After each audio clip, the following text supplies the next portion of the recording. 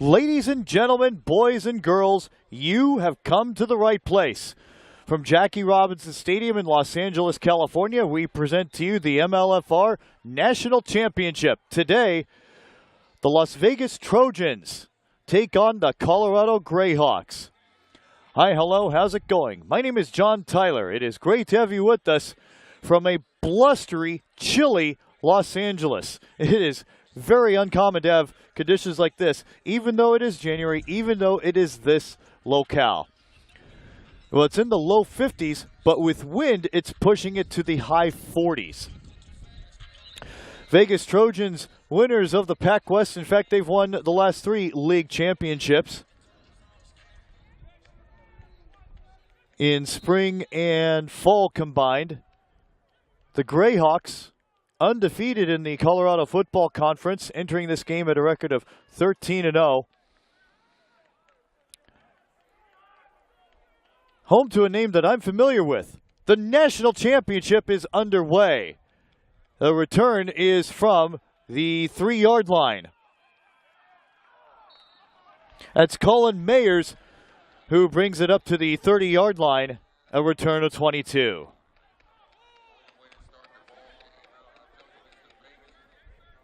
Yeah.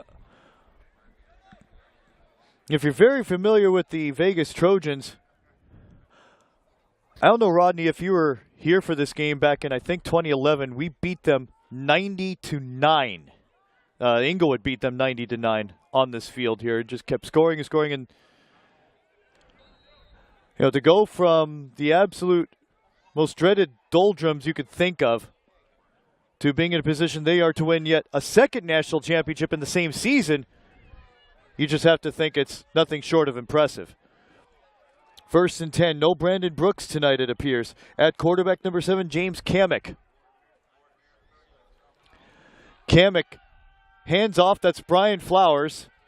And you're going to hear, especially if you're a Blackhawk fan, many familiar names. In fact, we just might as well call this Inglewood Blackhawks Part B. There's so many familiar names. I get sent the final roster today, and I'm talking with Jonathan Johnson on the field. I tell him I see his name. I'm going, they have him too?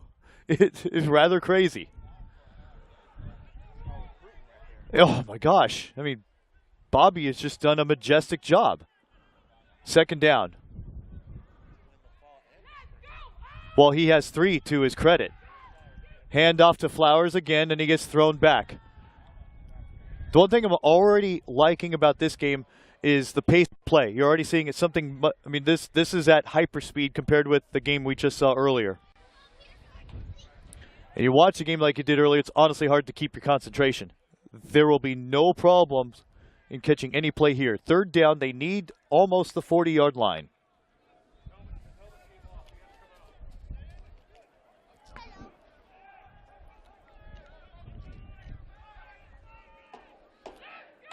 Third and 3. Oh, the left end, it sure looked like it. Handoff. Gets up to the 40-yard line. Looks like they'll have a 1st down.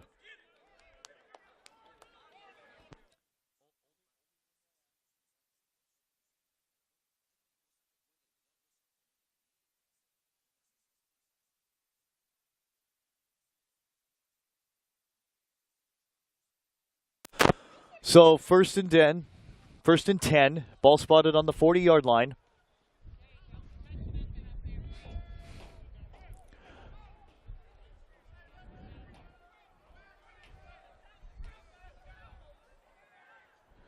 So the yard marker thing is a little askew.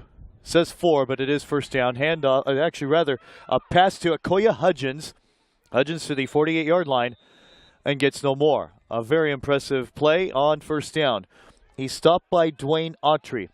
I just saw a name on there on the GREYHAWK roster I'm very familiar with. The Firehawks played their last ever game. Oh no, but besides this, but is that Roy Otis? Oh, good Lord. They'll add anyone during a game. This is lovely. 2nd and 2.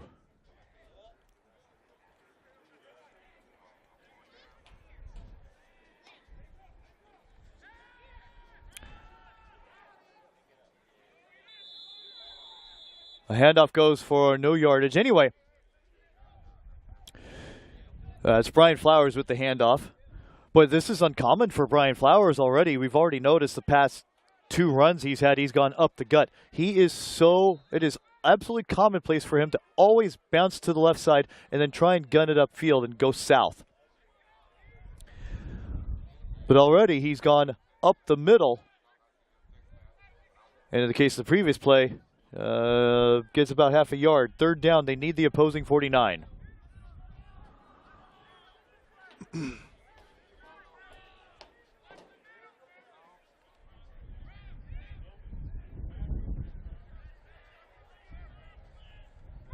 Oh, it's on the ground, but Flowers picks it up, and he's not going to get the first down.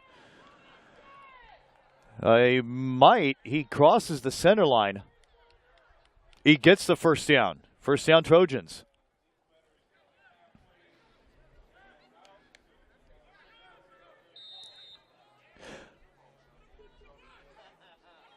So the Trojans continue to move the ball upfield, and we'll have 1st and 10.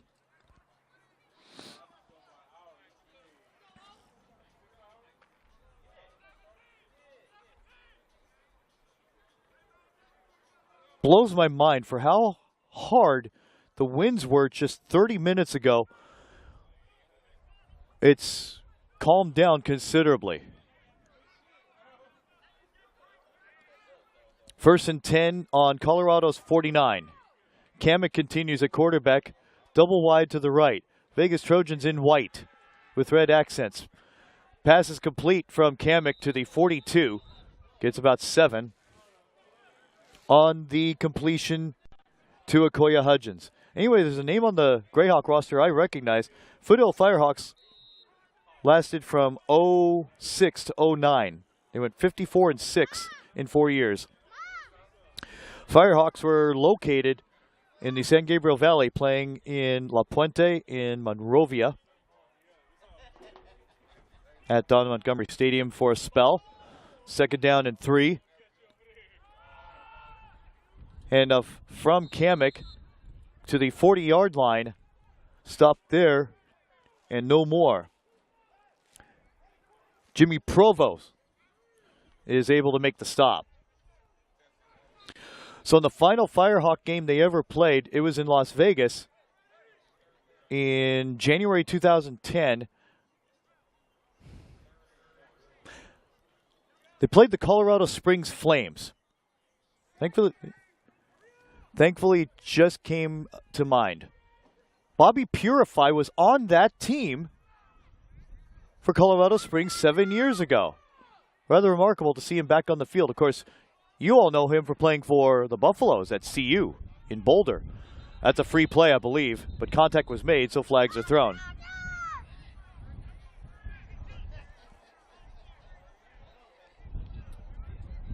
We have a kid here to my right. I'm going to explain to him our scoreboard.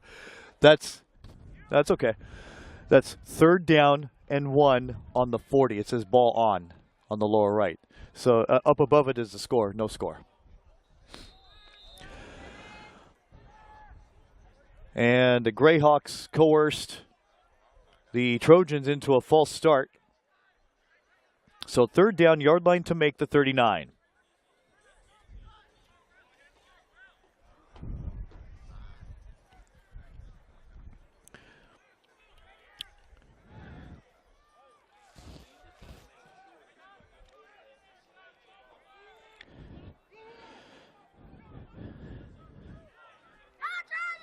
Kamek continues at quarterback.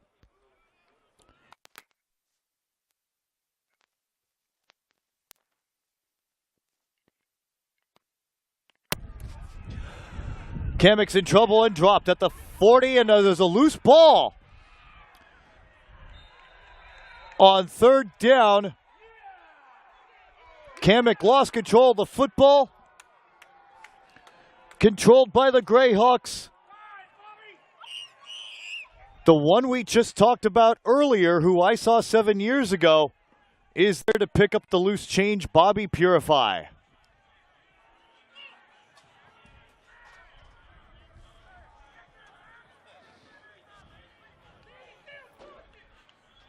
There's a good contingent of Greyhawk fans. Great to have them with us.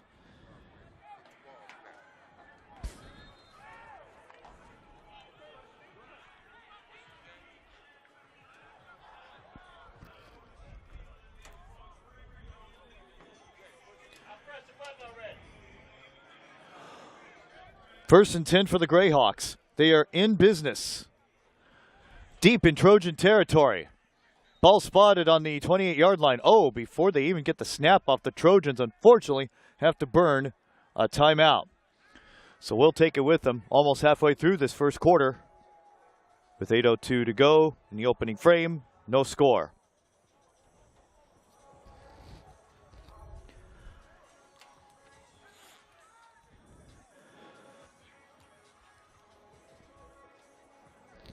You know, it's always difficult for semi-pro teams to travel long distances now in the LCFL and the SCFA and now the Pac West out here in the West Coast.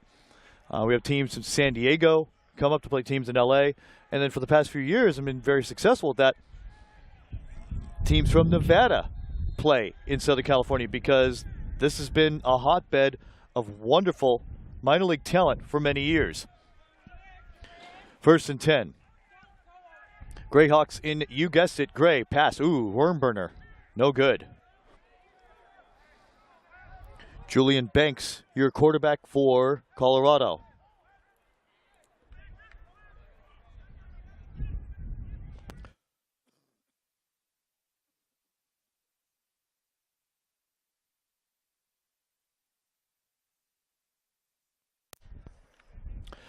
Second and 10.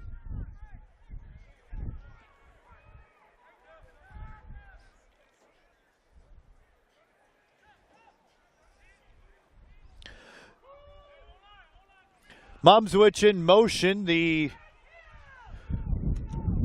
play is for Jimmy Provo and gets up to the 27-yard line and gets no more there. And we spoke about in the previous game how the Blackhawks traveled 60 to the national championship in 2012 and then about 45 to 50 in 2015. But we're looking at the Greyhawks taking reps before the game, and we were very impressed that you guys probably basically traveled about 45 to 50 players, which probably about 50. And that's impressive to travel great distances on your own dime. Third and 10. Pass is deflected. Ooh, and nearly picked off. Pass is swatted by DeVary Glenn of Vegas. And what was a promising possession for Colorado has now gone up in flames.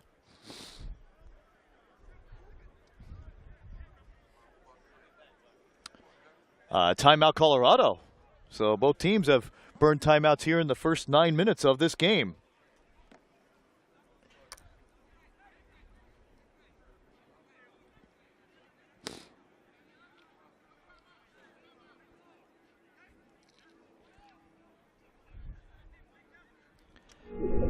And it ain't about wins and losses, it's about losses. It's about understanding I'm gonna make the play or I'm gonna watch the play be made.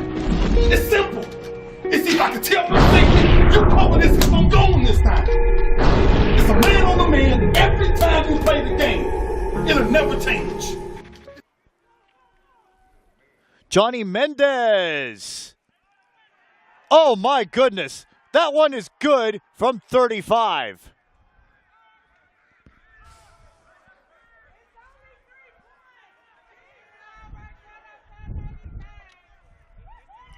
That's some Vegas Trojan fans here. Oh, we love it.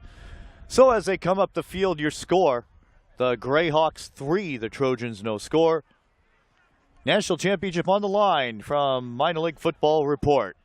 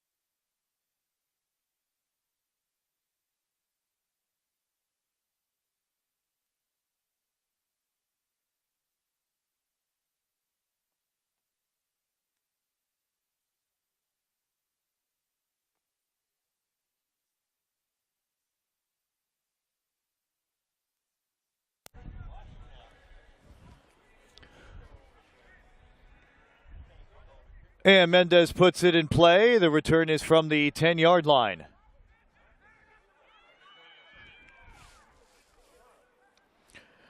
Dante Abrams, a very familiar name here, returns it up about 20 yards to the 30-yard line.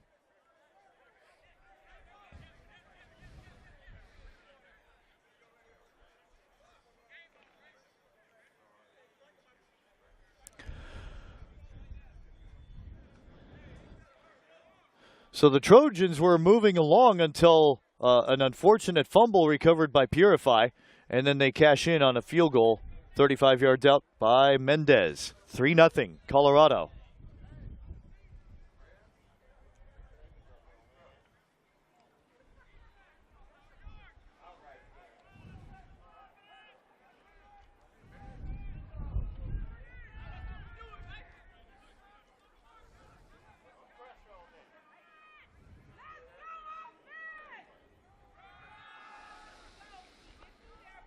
Handoff, Flowers. And he gets up to the 30-yard line. I'm going to say no gain, second down.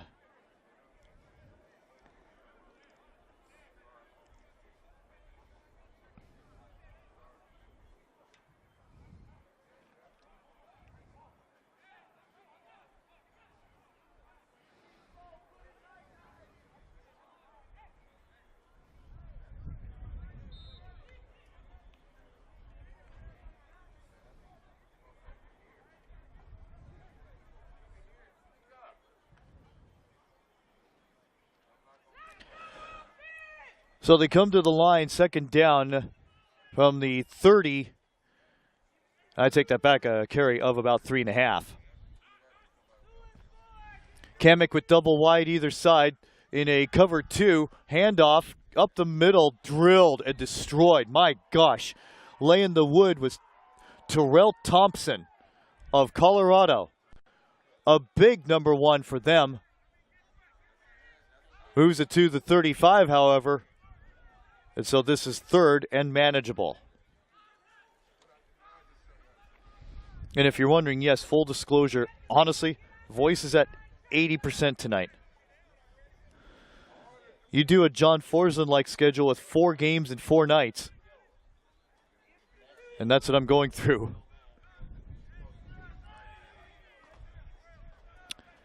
Third down, they need the, looks like 38 to continue to drive.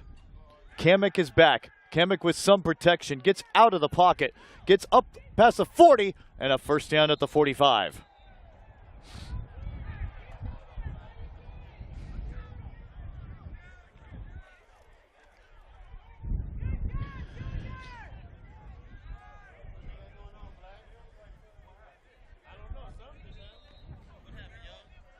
Oh, Kamek just ran for a first down, and you know, yeah, Kamek had a 7-yard run.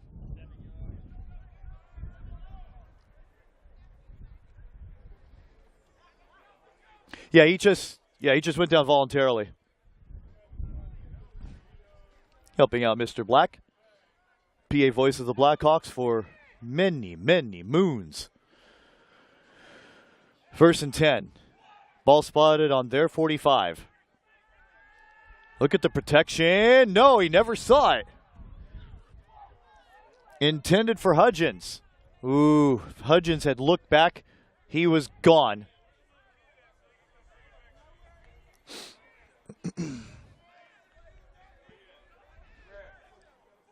Worked PA of Junior A hockey for the Valencia Flyers the previous 2 nights. Hey, you guys are probably aware of the Colorado Eagles in Junior A in the Western States Hockey League. A good friend of ours, former... Stop the clock. Might have time on the clock, or they'll leave it there at 1:56. Anyway, a good former Flyer made it onto the Eagles roster. Lance Pennington, might remember him. And we had 2 records broken the previous couple nights. Jacob Cranbetter breaking the all-time team record for all-time goals, and then on Friday night became the all-time leader in the league in assists. I was privileged to see the Eagles play in one game in the Western State Shootout at the City National Arena, the new practice facility for the Vegas Golden Knights. Enough hockey for this broadcast. From the 45, second down. Oh, that was catchable. Absolutely no reason to have it fall off the leg on the pass intended for Jerry Brown. Third down.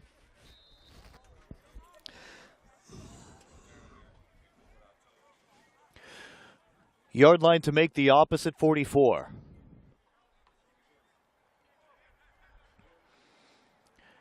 AG Sport Video Production brings you this broadcast. It'll bring you the next broadcast that you need to watch. An all-star game of epic proportions from Los Angeles, Downey to be specific, next Saturday. Watch it on YouTube. Starts at 4 o'clock Pacific. 3rd and 10. Flowers split out. Flowers is open, in fact. Kamek throws it right side, however. Incomplete. Intended for Gerald Bennett. And it'll be 4th down.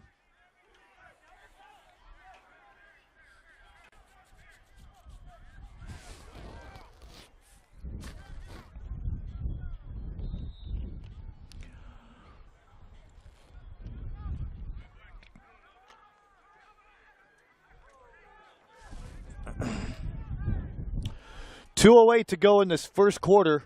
It's a 3-0 lead for Colorado on a 35-yard field goal. Jonathan Johnson in deep punt formation. We saw him kick in pregame warm-up. They sailed to the right because the wind is just gusting here. Oh, it's blocked. Kick is blocked, and the GREYHAWKS recover on the 34-yard line. Blocked and recovered by Devin Cox.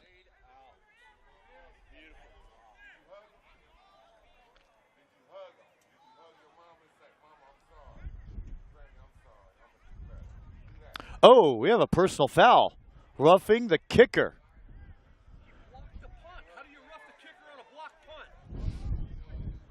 And it's hard to say if there was contact on the kicker in the first place.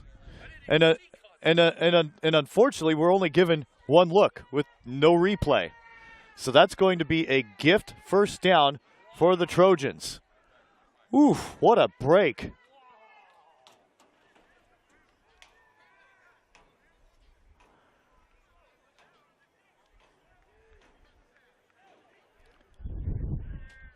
I mean, from the naked eye, from what you saw, it just didn't seem to appear to be that much contact on Jonathan Johnson, the former Sun Devil. Wow.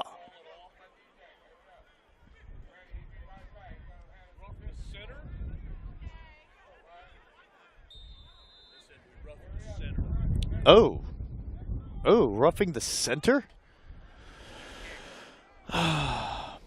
It's a Oh, no. I completely understand. I'm hearing from the offensive coordinator. Yeah. Roughing the center.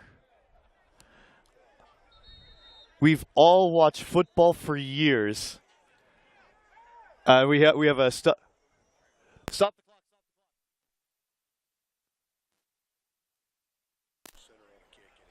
Well, I do understand that.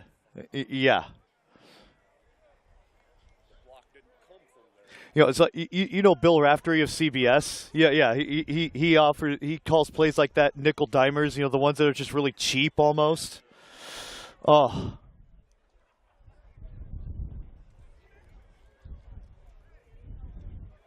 You know, truth be told, in my very, very short football career, I was a human goalpost. I'm still kind of slender.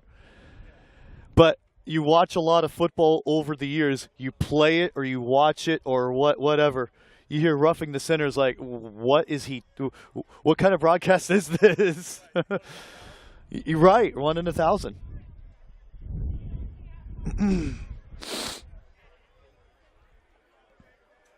Pardon that, it is cold here. Well, when all is said and done, this is a field position difference of about 32 yards.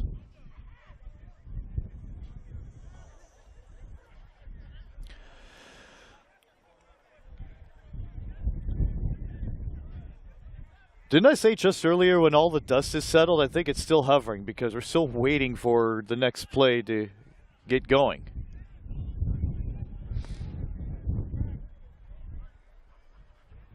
So as soon as they get the coaches off the field, we'll get this one going.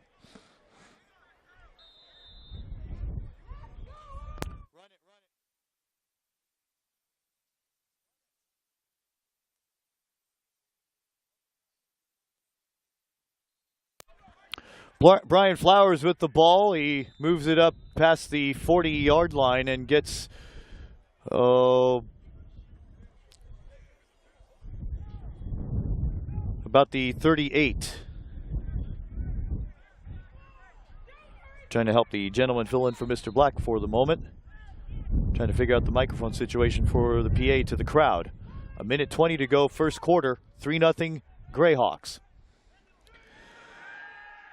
Kamek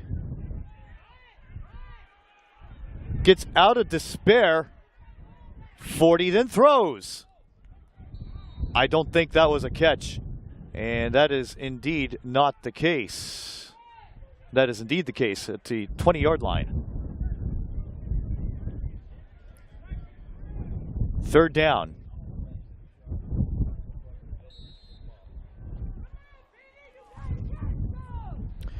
Pass is intended for Gerald Bennett. Third down and 9. They require the 29. 64 seconds left in the first of 4.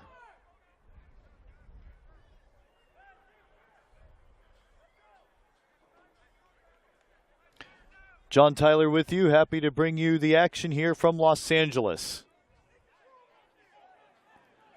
In a good, hard-fought game so far. All the makings of a national championship, everything you've wanted. Here's Kamek, and gets it out of his hand quickly, complete at the 28-yard line. Clock continues to run on the catch by Merrick Abbott. He might have gotten 10. Stop the clock.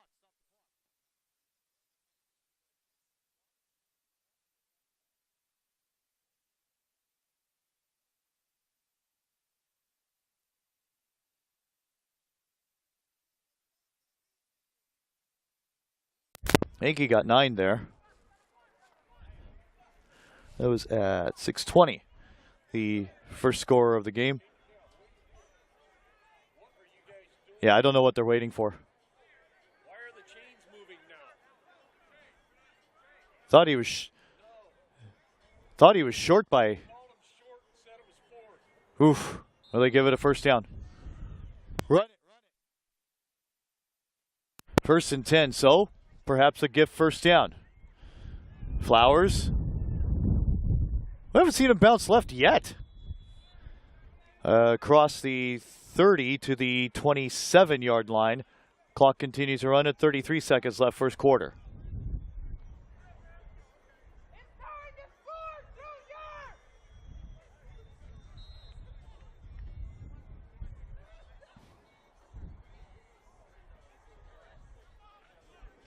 And they are going to stand pat and let this quarter come to a close as the clock continues to tick inside. 10 seconds left.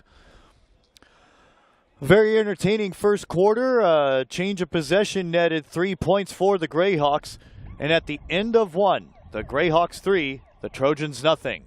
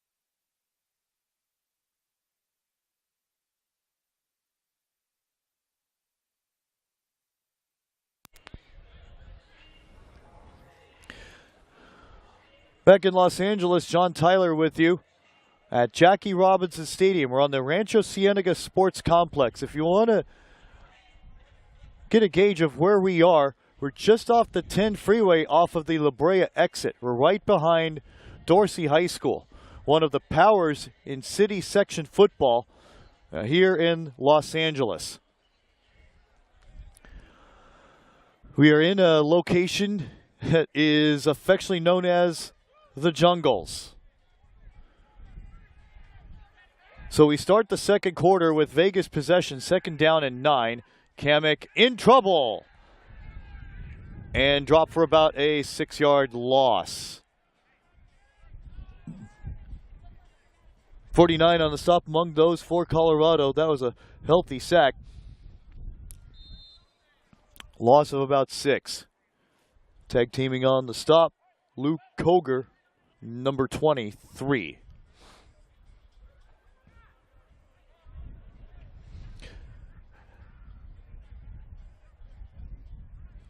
GREYHAWKS perfect on the regular campaign. We're supposed to play the Virginia Chargers. They opted to play in one of the bowl games at Spec Martin Stadium in DeLand, Florida. DeLand is home of Stetson University, west of Daytona. To Kamek. Kamek will go for it all to the corner and runs into a few bodies. It's incomplete. Bennett, the intended target. Yeah.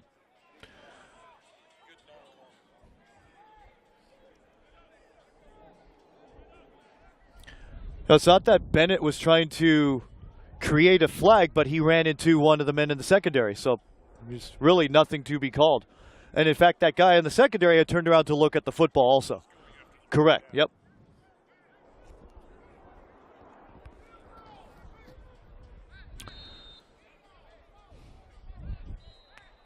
Ooh, another timeout to Vegas, their second. They've burned 2. Colorado has burned 1. Vegas has 1 left. Trojans have, GREYHAWKS have 2 with which to use.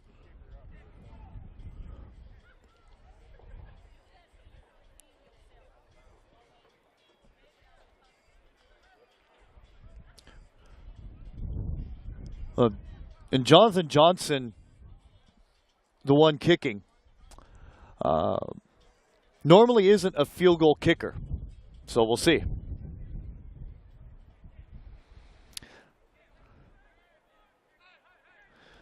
And usually when Johnson was a member of Inglewood, those place kicking duties were put into the ably capable hands of Michael Scott. You have to take a look. 2013 LCFL Championship, Blackhawks Cobras in Oceanside. Scott drilled a winning field goal from 50 yards. So this will be an adventure here. From 49 yards out, he did not give it enough boot. It goes out of bounds for a touchback.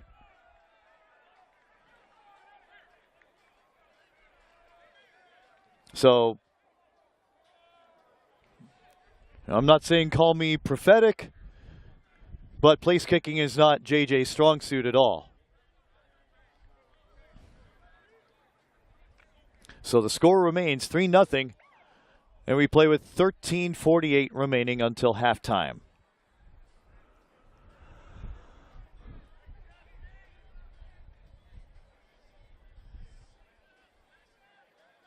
And I said corrected because it went out of bounds. It'll be, well, it should be up at the 39 if we're going to go NFL, right?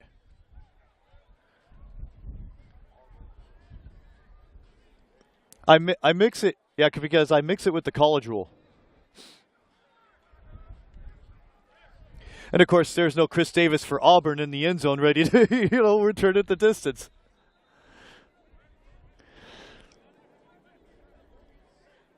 Not sure where the discussion is here.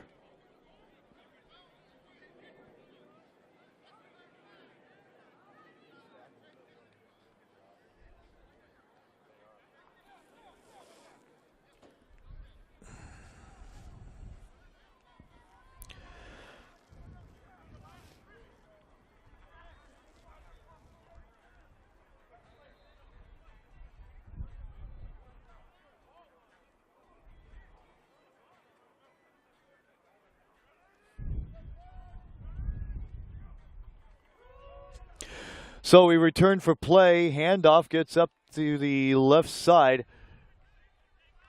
And Colorado gets 5 yards to the 42-yard line. It'll be second down.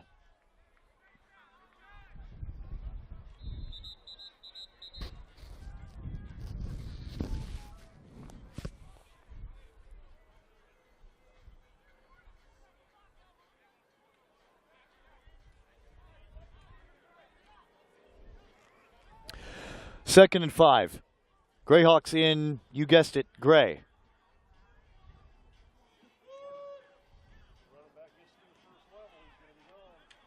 Oh, what a hit. A massive blow put on Cameron Smith by Ronald Brown.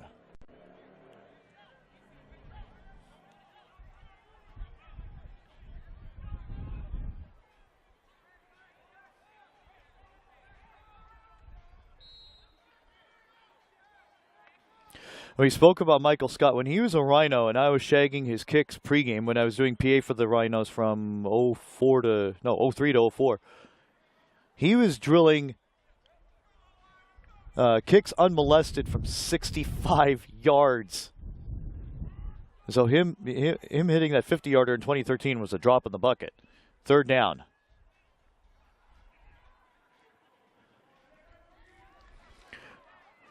Right side, Banks. And it's no good. Fourth down. Tried to gain the first down at the 50-yard line. No dice. And it would be wise for the Greyhawks to kick it away.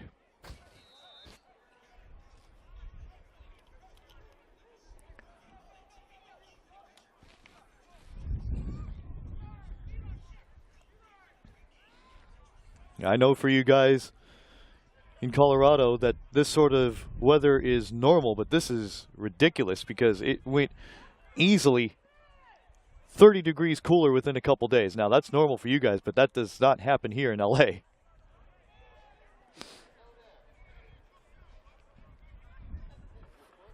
So, fourth down.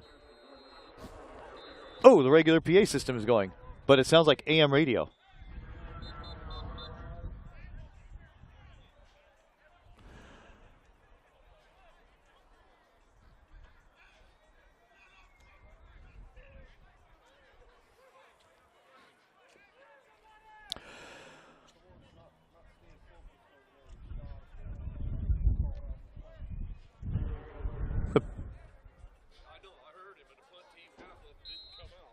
Procedure. Too many players? Procedure. Oh, that hurts too. So back in deep punt formation for the Greyhawks to kick the one that hit the field goal earlier, Johnny Mendez.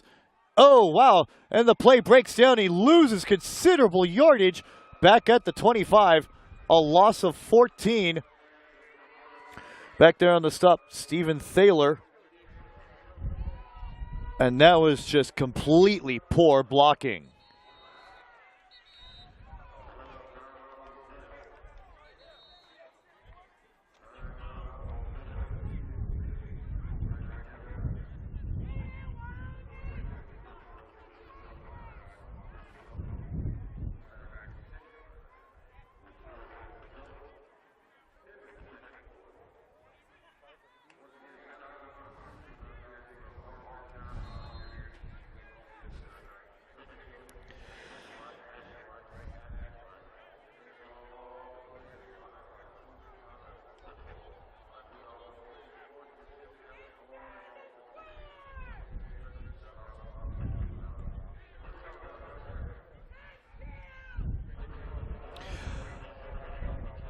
Handoff Flowers. It's to the 25-yard line. Well, usually this PA system here is a lot better than this because, honestly, Mr. Black sounds like the teacher from Peanuts. You know the sound. I'm not going to imitate it.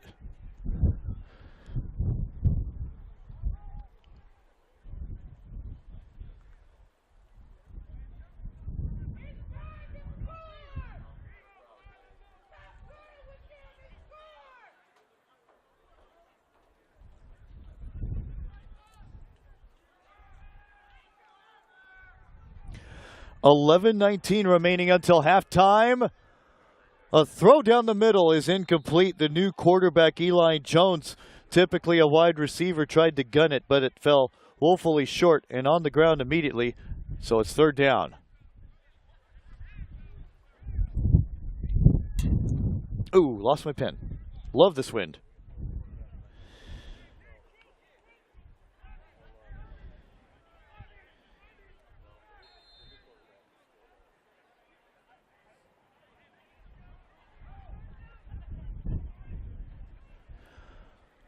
So third down for Vegas. Yard line to make is the 12. Take that back, the 14-yard line. 13.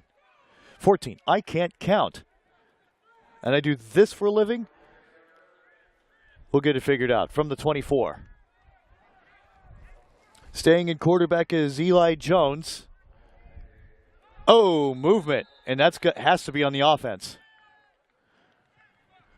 And that's on the wide receiver nearest to the center. On the far side, procedure.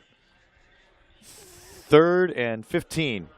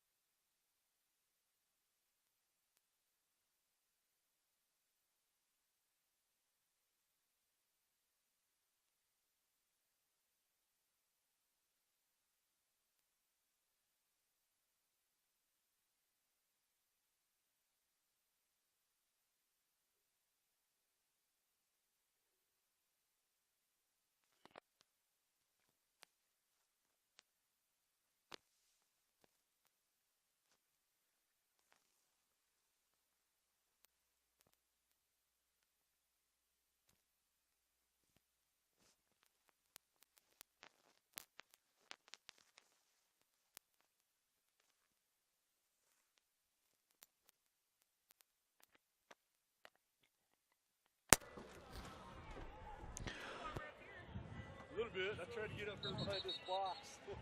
Oops.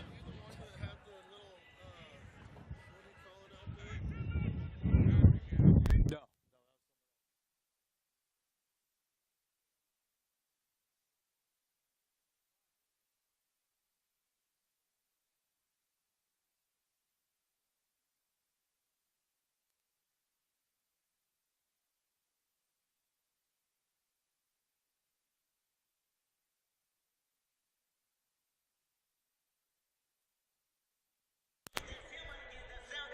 Well, friends, we're back live. What you missed was a couple plays of the action so far.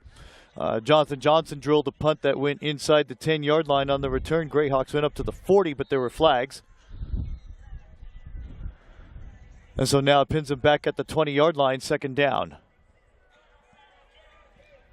3-0 the Greyhawks on top. Lots of movement with flags.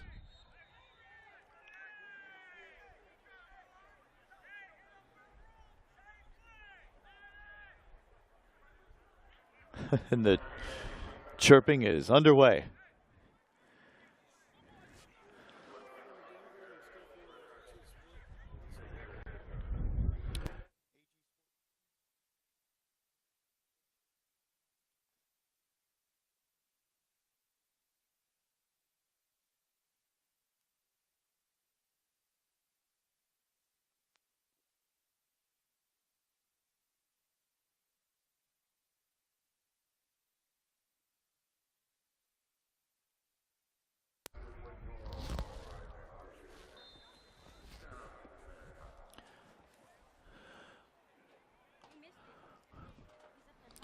Play resumes after the 5-yard penalty.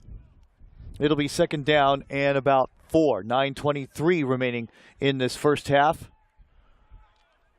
Very stagnant second quarter, truth be told.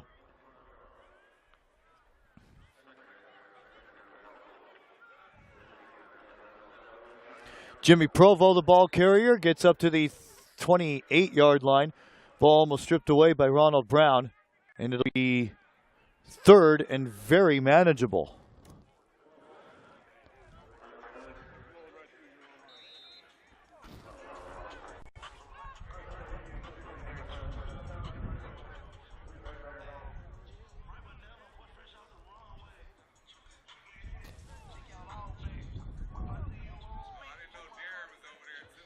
Yeah.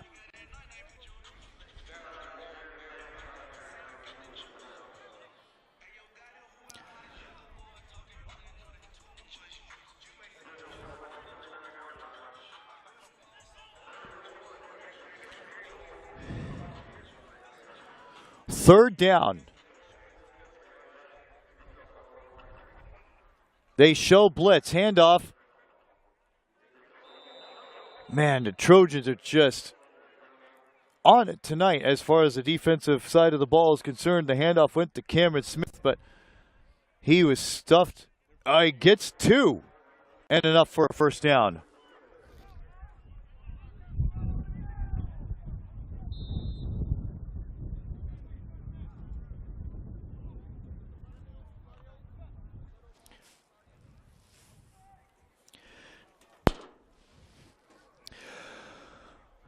First and 10 for the Greyhawks. Ball positioned on their 30-yard line. Picked off at the 35 and dropped at about the 20.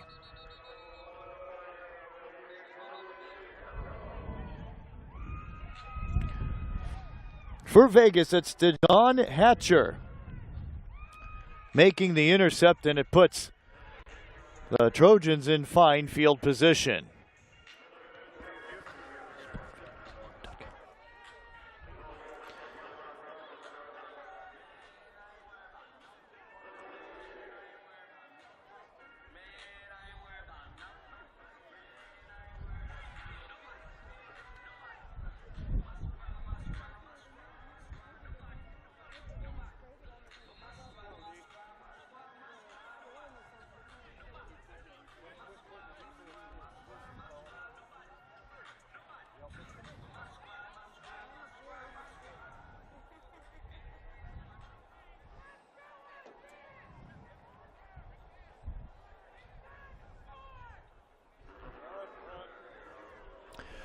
On first down, a play that goes perhaps half a yard.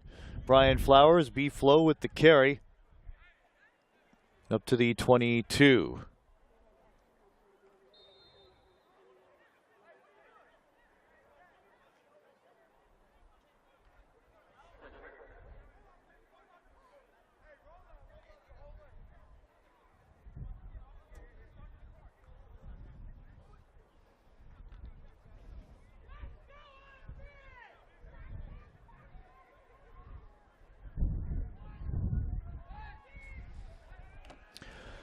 All right, second down and 9 for the Trojans. Still 3-0 Colorado on top. 6:30 to go until halftime. Jones throws it to the right. Another one that skips off the turf. No good. Intended for Gerald Bennett. Having a difficult time at the quarterback position.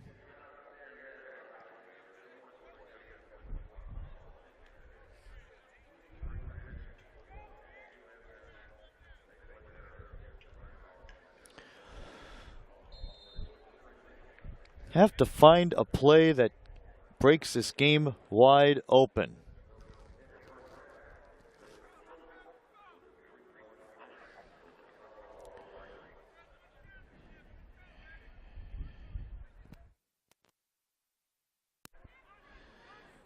.6:22 to go in the half. Vegas needs the 10 to continue this march. Time count violation. Difficult penalty to take. Too much decision making was happening. And it'll be 3rd and long.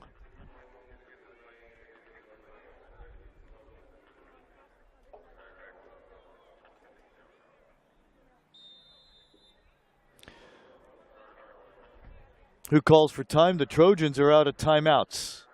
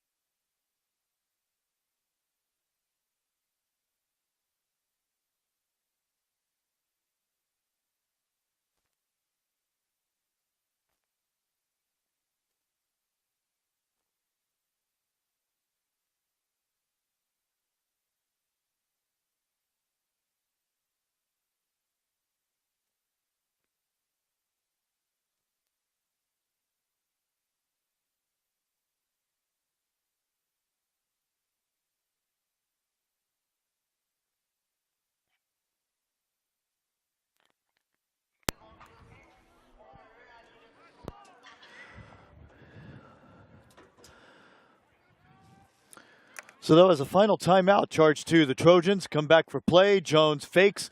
Jones will throw. He needs the 10. And gets stuffed at the 15-yard line.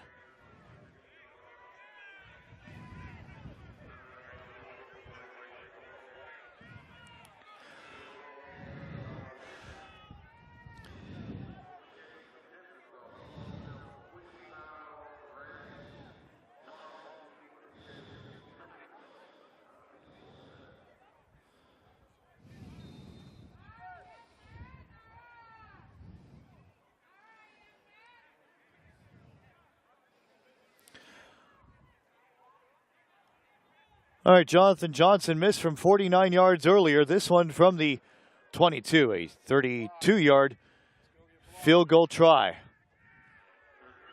Needs to get high trajectory on this one. Almost blocked. And the kick is good. Cries for holding are going not noticed by the referees as they come up the field. Your score tied at 3.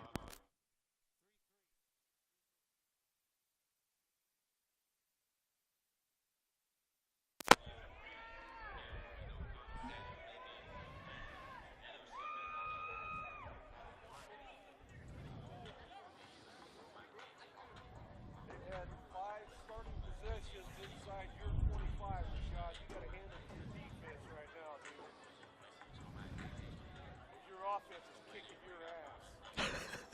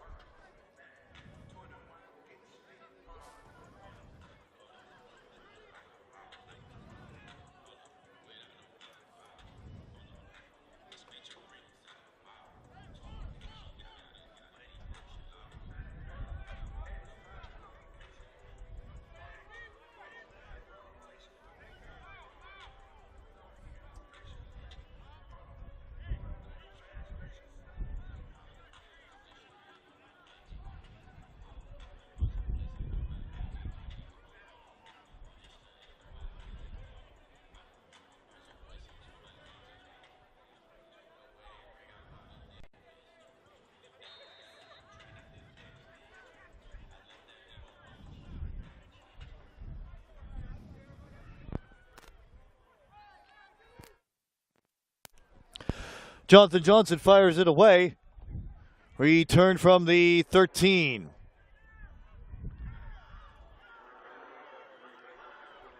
And JJ makes the stop.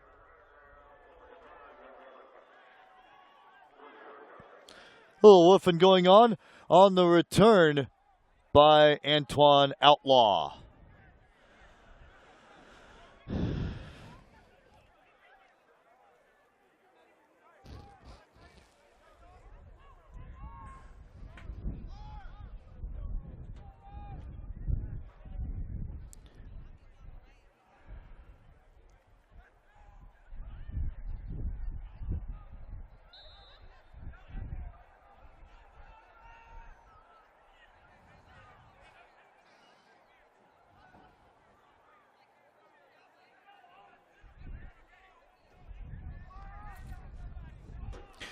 So here come the GREYHAWKS. First down and 10. Ball spotted on their 45.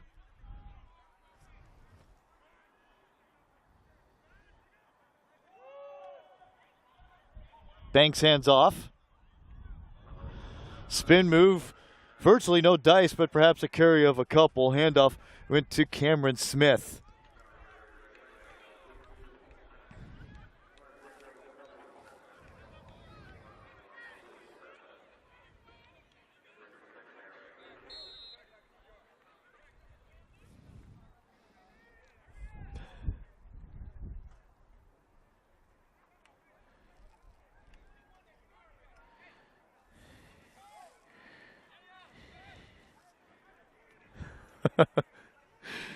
Second down.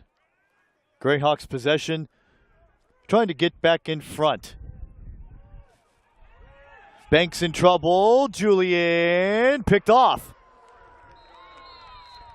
Second interception of the day, and this one it's credited to Michael Downing at the 16-yard line. Vegas possession deep in their own end.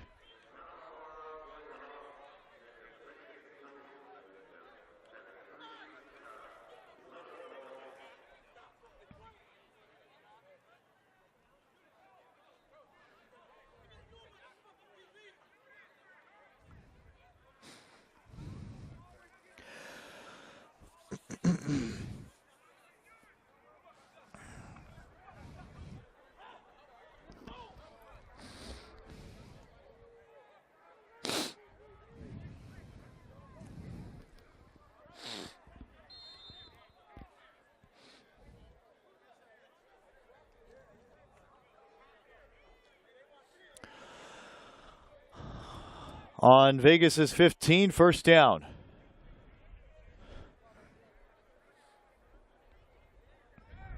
.423 to go in the first half. We're tied at 3. Jones hands off Flowers over the middle.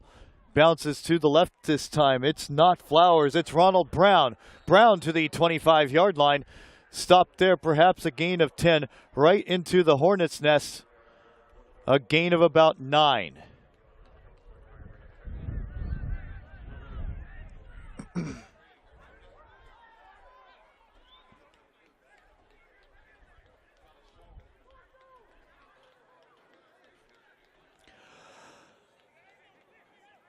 And officially they're going to give him 7. Second down and 3.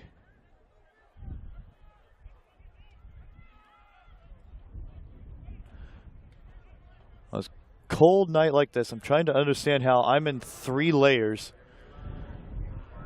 And we just saw 2 female fans, one of them basically 1 layer. And I can usually hold my own as far as how cool it is, but at this field we haven't seen conditions like this in years.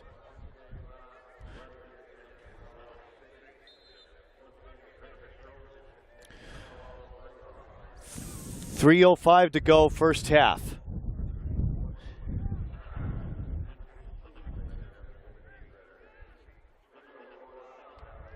Jones in trouble, gets flushed out. I think I saw a flag, or was that a lot of yellow? Jones is driven back, and a huge sack back at the 15-yard line. Hi, Tony. Give me one.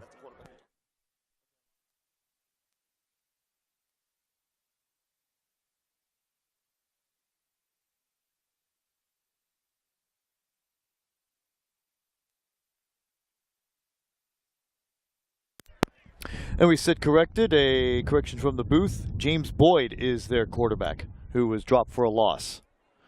And we did see a flag. The penalty was declined. The flag was for holding on the offense, it appeared.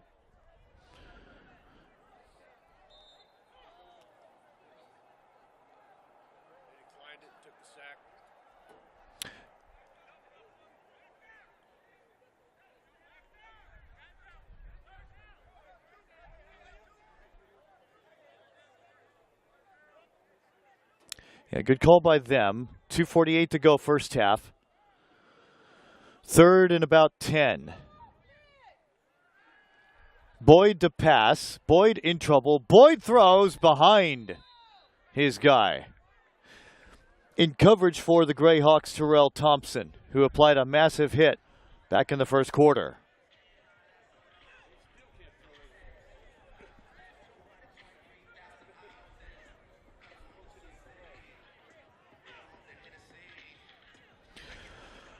I mean, imagine if they had Brandon Brooks, who basically carried them the past couple seasons.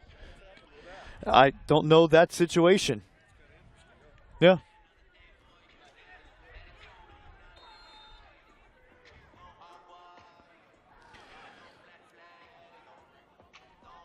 So fourth down.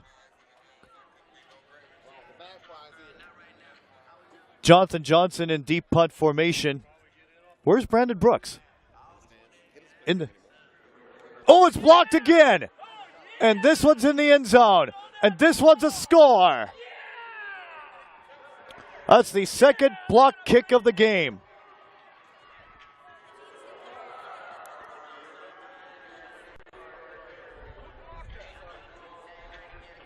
Bobby got it?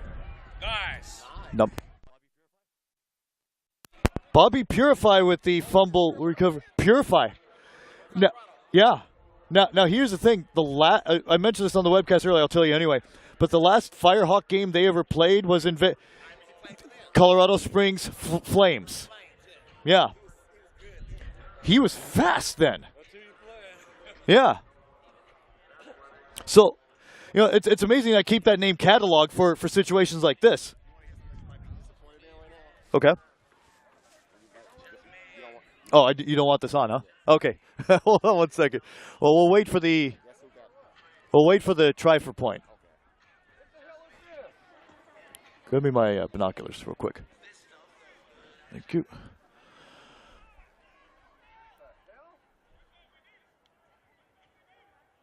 Mendez will try for the point after. It is. Oh, that one just skirts right through. See, that's the thing. See, That's what just threw coach. but you know what? I don't think they told you guys. Did they tell you guys before you got here? No, he kicked a field goal from distance earlier. Quarterback, he's hurt. That's Oh, I missed. Oh, that's why Boyd's in the game, huh?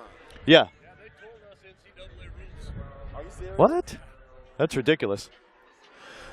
So the extra point by Mendez is good as they come up the field. Your score with 2:40 to go in the half. Colorado regains a lead at 10-3.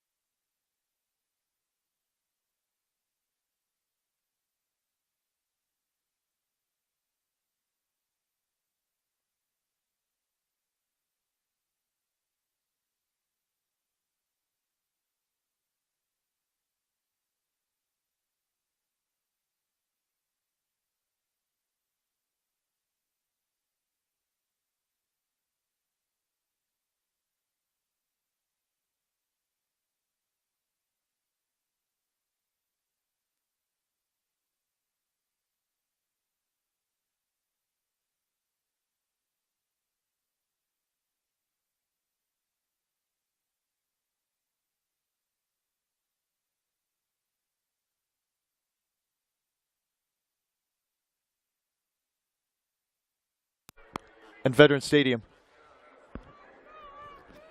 Probably my two favorites at this level here. Set for the kickoff, Mendez with an excellent boot to drill the extra point. After the punt recovery in the end zone, 10-3. Return is from the 12. Wow, he tried to jump over a guy. And that was something that Roy Otis is trying to do. He's trying to fit a square peg in a round hole. I have a handheld. But oops. Oh, don't go.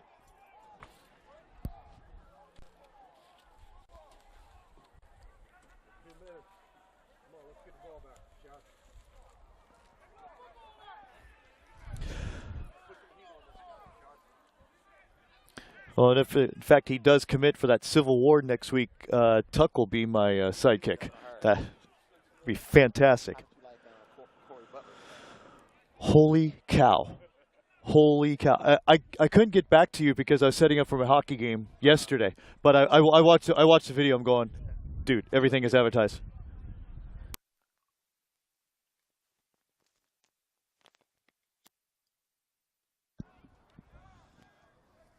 .233 left in the second quarter. Boyd to throw, no good. And the problem is Kamek has been knocked out, and what makes it worse is that all of Boyd's passes, for as tall as he is, he's always throwing footballs into the dirt. Yeah, when Boyd was at USC and transferring to UNLV, I remember him moving to a defensive end position. So this is him being back fresh at the quarterback position. And probably with not a lot of reps either to get warmed up for such a moment like this. This is a little rough. Second down and 10. Vegas down by 7. Voice you heard earlier is that of Inglewood Blackhawk head coach Tony Reed. Boyd to throw. Let's see if he keeps it in the air. He'll have to. No other choice. And too high. Quarterback has got happy feet like no tomorrow, dude. He probably intended for Brian Flowers. One thing I've noticed with Brian Flowers a lot of times that we've seen over the years is his key patented play is to bounce to the left and find an edge. But he's been going over the middle and has found nothing tonight.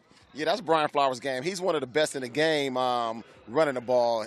He can hit the hole straight up the middle, but has a very good gift in getting outside and running and finding his lanes. He's gained over maybe 5,000 yards over the last 3 or 4 seasons doing the same routine. 2:23 to go, opening half.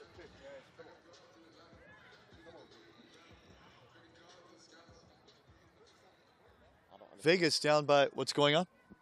Yeah, I was looking at the clock. I noticed that the referees are not using the same rules that we've been using. Little confusement. Oh, nice catch. At the 20-yard line. Keeps the clock moving. It'll probably take us to a 2-minute warning. It will, because Vegas burned all their timeouts. Their third came early in the second play of the game. They called a timeout. And then later on in the first, they called another one, then burned the third early in the second. So we go to the 2-minute warning given to both benches. 7-point lead for Colorado.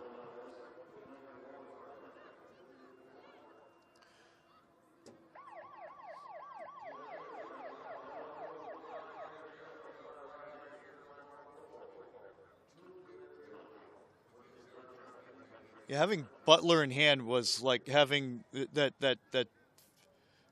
double coupon at the bottom of your envelope going, my God, I can't believe I have this. Oh, you can't go wrong with Corey Butler. He was going to play with us during the regular season last year, but he had some tryouts and some workouts that he was, getting ready for because he's fresh out of college. Mm-hmm. He was a dual threat at University of Utah, and he wanted to come out and get his feet wet, for next season. And you saw what he did today. He walked away with the MVP of the game. Good for him. Who was defensive MVP for that game? Defensive MVP went to Roy Otis. Okay. Oh, well, excellent, as it should. And they will hand out a defensive and offensive MVP also in this game.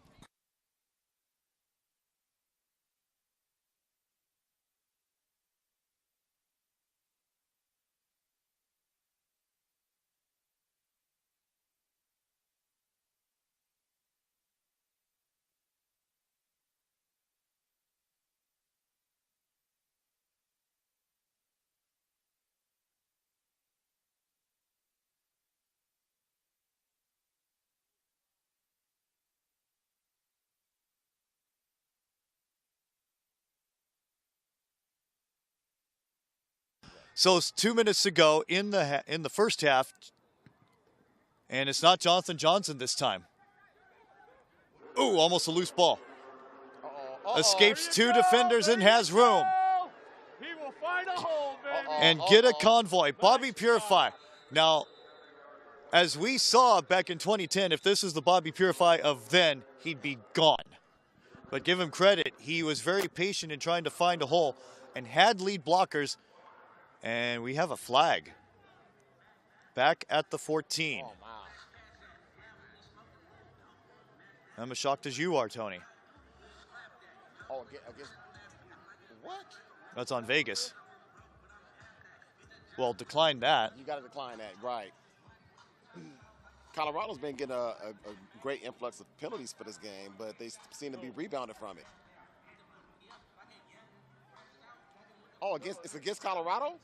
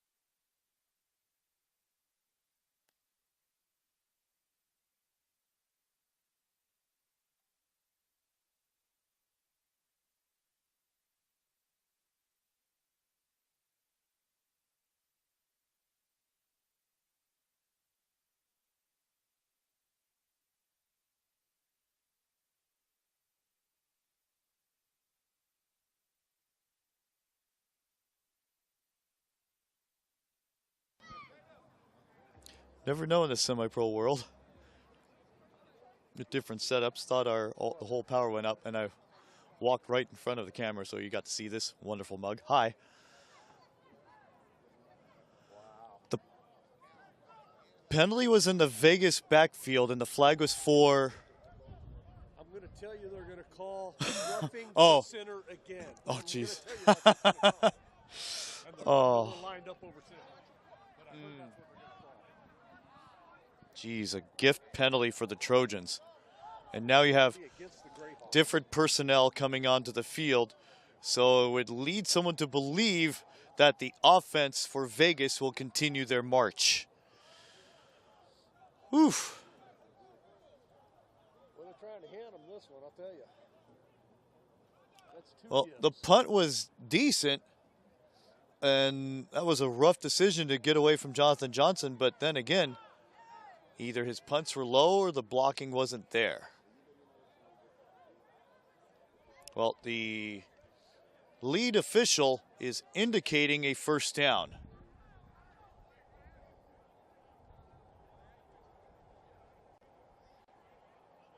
They don't even know where the original line of scrimmage was.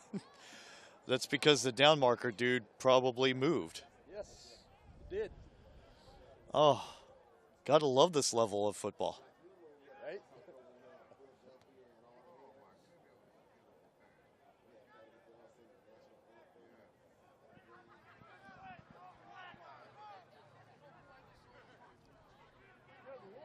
There's 30 yards in penalties? They applied 2 of them.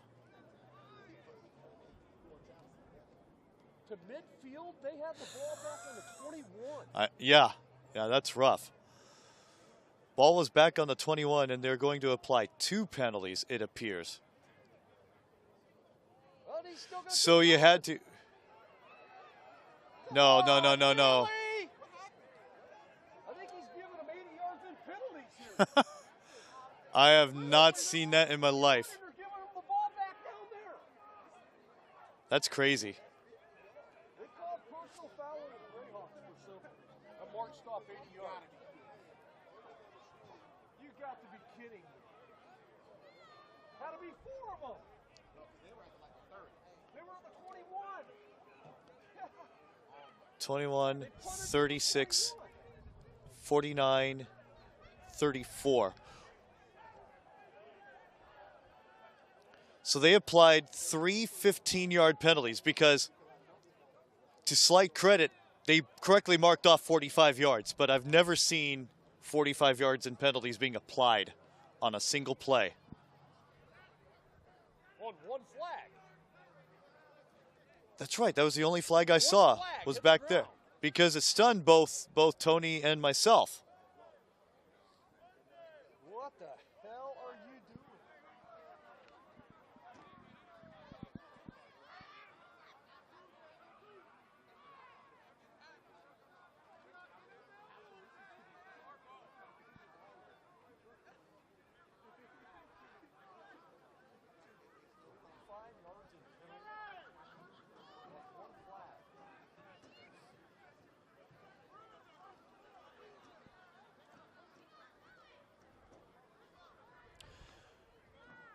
And they probably won't.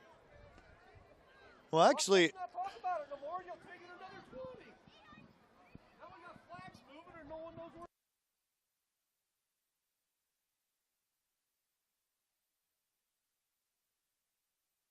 but I know I want to go down to the ref room and get an explanation to the 3 penalties applied.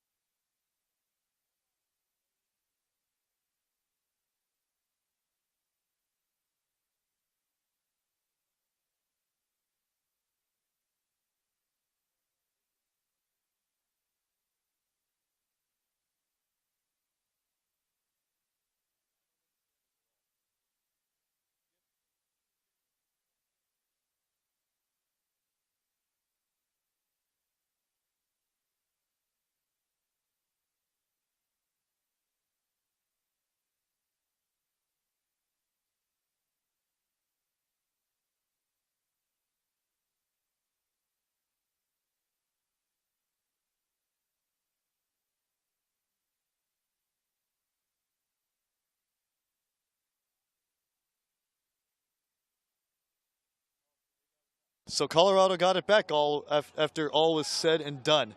Whew. They moved their offense out there for a minute. That settles down the offensive coordinator. Handoff on first down on the stop, Derek Smith. On the handoff to Art Humphrey. Oof. Been holding this thought back for a while. Don't care if I share it with the masses. On that play, I was as lost as a baby in a topless bar. Second down. Not as caustic a line as Burnt Hamburger said last year. Handoff. Yeah, still moving. Gets about 6.5. Colorado has 2 timeouts left. Trojans burned all of theirs. And it'll be third down.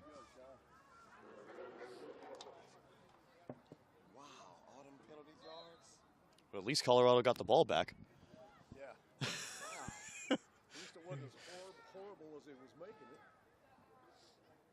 Or else we would have to give our offensive coordinator about 6 soapboxes to stand on to cry to the high heavens. Third down and short. Oh, the ball is loose.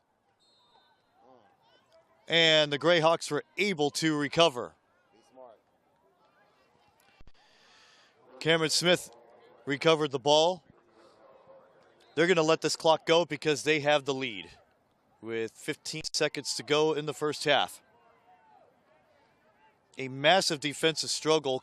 Key turnovers resulting in points for Colorado, and they will head to the clubhouse with a 7-point lead. When we return, your third quarter score in this national championship will be GREYHAWKS 10, Trojans 3.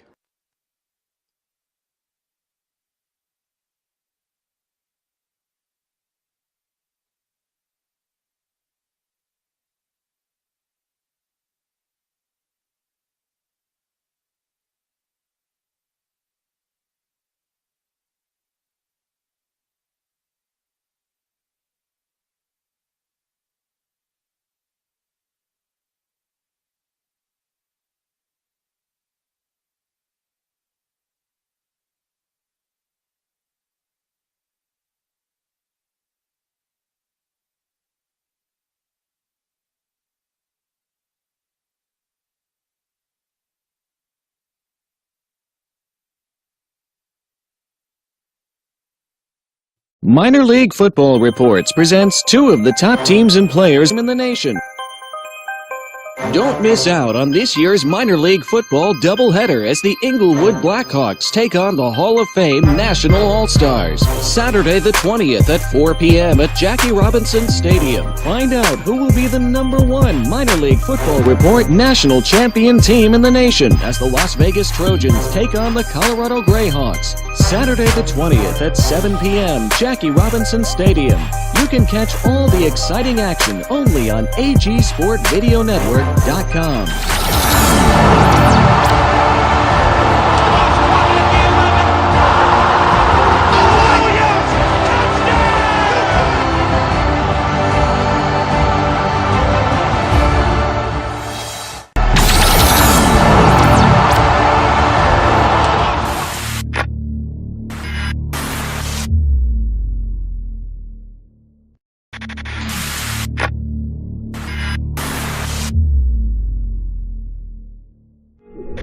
And it ain't about wins and losses, it's about loyalty. It's about understanding. I'm gonna make the play or I'm gonna watch the play be made. It's simple. It's if I can tell my safety, you cover this because I'm going this time. It's a man on a man every time you play the game. It'll never change. It's about winning one-on-one battles. Fight to fight.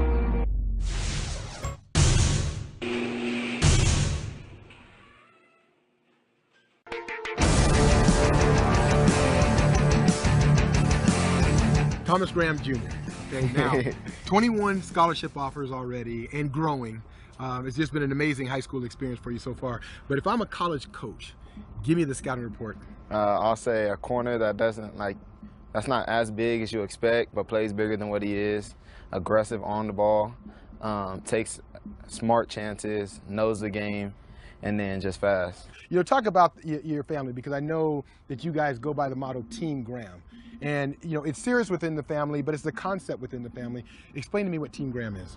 Team Graham, like my dad used to call me, he doesn't do it anymore, but I used to call me every day before school because me and my sister used to walk together and be like, we're Grahams. And we was like, what are Grahams? And we're like, we give 110%. And then that's all we said every day before school. And us as a motto is just stay together. This is all we got. All right, let's look at a play from last year. Now, this is against Los Osos, where you're lined up in against a slot receiver in man-to-man coverage. Walk me through this play and how you're able to come up with this pick for a touchdown. So we went 3rd and long, and then we were starting to run nickel, and for towards playoffs. So we went nickel. I go in the slot, cover the slot, and I was having a bad first half, not catching the ball. So I said, D Hall. I said, let's switch gloves. So I switched gloves with him, and I lined up in the slot.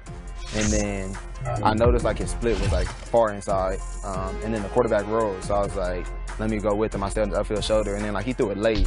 I think Vaca, our defensive lineman, hit him. The ball came up, and I thought I jumped too early for it because when I was coming down, the ball still wasn't in my hands. And then I finally got it, and I take off down the sideline. And in my mind, I was like, I can't get caught by the quarterback. So first thing I was like, all right, so what I got to do? So then I cut back, and I was in the end zone, and then Daryl, Red, and all of them came celebrated with me in the end zone. All right, so now what was the most important part about the play? Was it the fact that you changed gloves, or was it the fact that you understood the coverage? I think it was more the gloves. Okay. Without the gloves, I think I would have dropped it. I dropped 3 balls that game, so I think it was the gloves. All right, Coach. Well, Thomas Graham, he's something special. What do you have in this player? He's such a unique athlete. Yeah, he's an excellent athlete. You said it. Very fluid hips, great top end speed, ball skills, football IQ. He's got everything. You know, when I look at him and I watch him, it seems like, he's really technically in tune. He's a guy, when you watch him on film, you could tell he knows what he's doing. How much does that help you in terms of game planning, or maybe even expanding the game plan because he can do so much? Yeah, he's that type of athlete where we can do a lot of things, from tight bump and bump and run man to man, off man to man, zone defense. We could blitz him. He does so many things well. We were talking earlier about what makes you so good and some of the things that you do to get there. One of the things you mentioned to me, this box drill. Explain to me the box drill. How does it work? Walk me through the fundamentals of it. Okay, so the basics of it is every receiver wants to stay on this line right here. It's an imaginary line, I say. Right. And so they want to stay on this line. So my goal is to alter their release to where they're off the line, and then throw off their timing with their quarterback. Okay, so and you're right, because receivers, they can't waste a lot of time up here. set, go. Oh, I got you. Okay, so you go inside the cones, it gets a little bit more physical. It gets a little bit more physical. I can't let you get an easy release inside. Okay, okay. Got to get the two. All right, so the goal is to make sure that you get them somewhat going lateral at some point in the release, not just going straight up the field on you. Exactly. Okay, okay. All right, Thomas, so in watching you play and talking to the coach, this is what he loves about you, the versatility to be able to move from the outside corner spot inside to the slot, but still have the ability to play man coverage on a slot receiver. So, you know, walk me through right here when you're in man covered from this slot nickelback position. How would you play it in the game? I'll still play 7x1, 1 yard inside like I would at a corner, but like here you have to be more patient. Like you can't hurry up and get out your back pedal. So like I'll most likely inch back, so I'll inch. Okay. And like that'll put him at like 3 to 4 yards. And then now that cuts off the short game. So if he breaks, I break. So if he was a break on a slant, I'll break on a slant. Okay, so is it easier playing in here in the slot or out wide? Oh, out wide by far. Okay, reason why? Because you don't have to have a two-way go. Oh, okay, okay. So yeah, so you're right. So in here, the guy can go across. He can go inside, outside, fade, and then like the favorite route mostly with slots is a dig. And to me, like that's one of the hardest routes to cover. Okay, all right, let's walk through a couple here. Let's walk through a couple.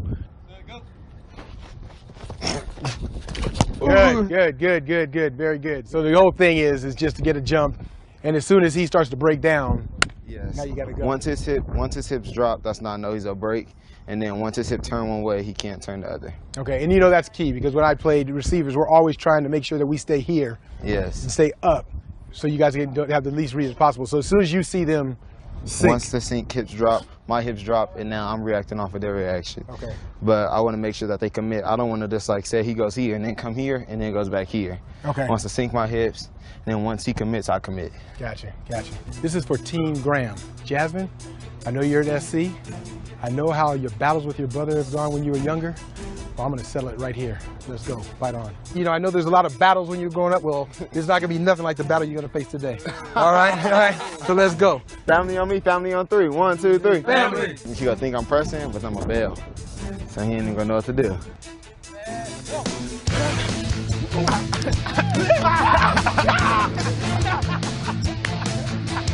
And he cheated on the route. I pressed bail, and then I seen him with the head fake. And I was like, if you head fake, you can't go the same way you head faking. So I undercutted it. I know they probably told you the route. Nah. That's okay. I have to battle all the elements here. Your alignment told me the route.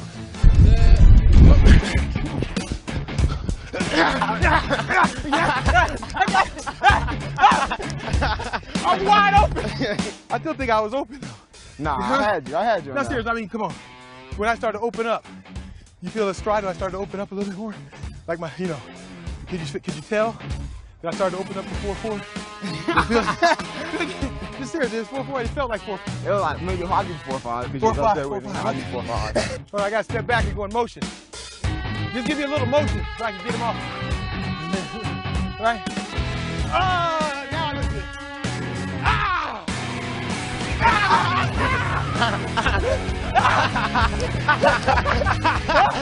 I can't get in. I try to represent the family. Family, I try.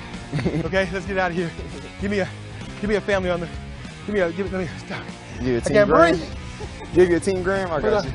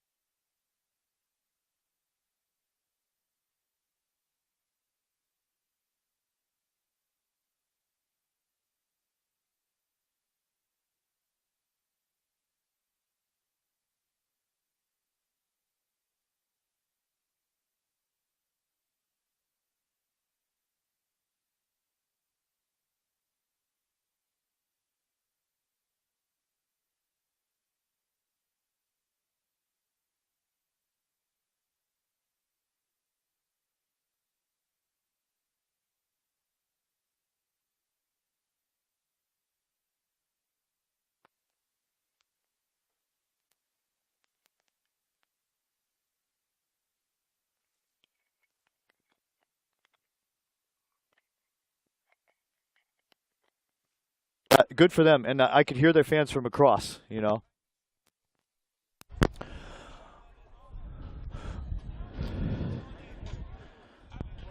Give me 1 second.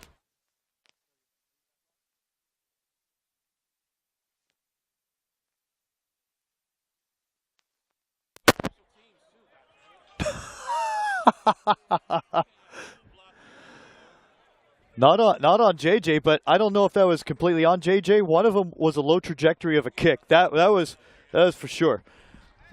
The other one was just poor blocking of people coming off the edge and over the middle, and it was curtains there.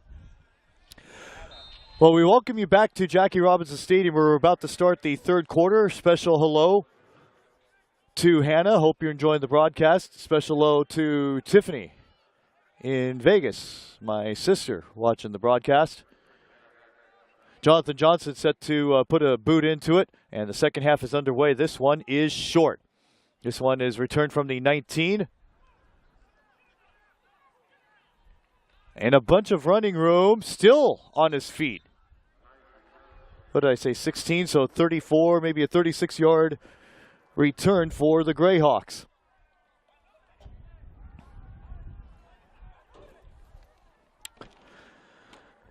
Sit next to Rodney Wilson, because I know he's going to probably have some. Well, besides the off-color comment earlier, because the special teams was actually kind of soft. Special teams is important in football. Yeah. People don't realize how key a factor special teams is. Yep. Everybody doesn't want to have a good kicker or doesn't between the long snap and the holder. Special teams can win championships, and we won championships over special teams. So special teams is very important.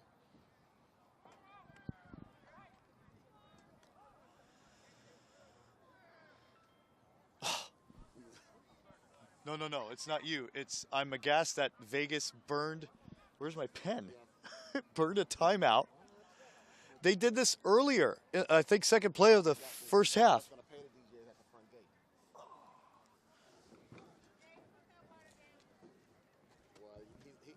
He's over there. You guys got to find him over there. Bye.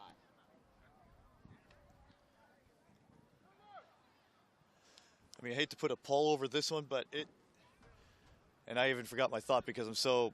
It is. Yeah, they burned a timeout. Game just started. Kicking the ball. They kicked off, didn't they? Yeah, before the first play of this drive for the other team. But this game, okay, my thought was this game is absolutely disjointed. I mean, there's no, like this, Watch the ball. absolutely no continuity. Right after a timeout. Right out of a timeout.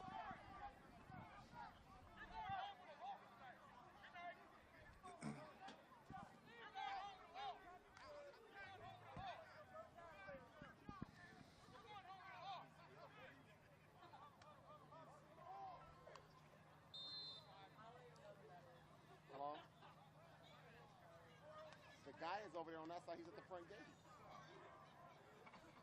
I just told Tyler that. 1st and 5 for the GREYHAWKS. 13-0 on the regular year.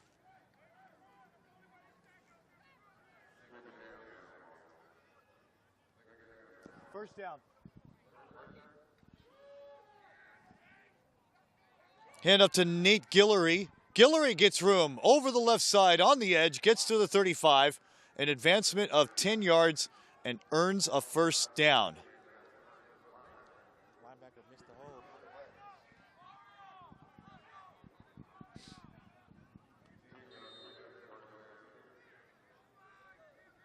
hold. Kamek is at least throwing, but we don't know to what extent his injury is.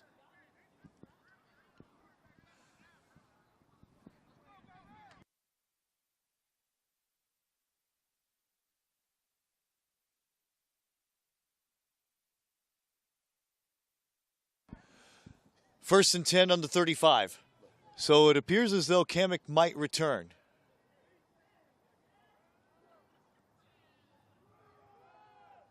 Hand off again to Guillory.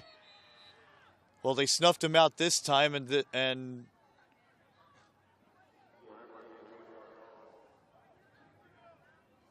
there's some extracurricular over there. penalty marker.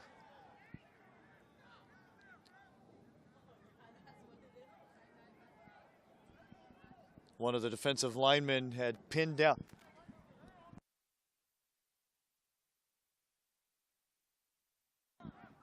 One of the linemen kept Guillory down and then continued the chirping. But as it is, it's going to be charged to the offense. Guillory was pinned down and not allowed to get up.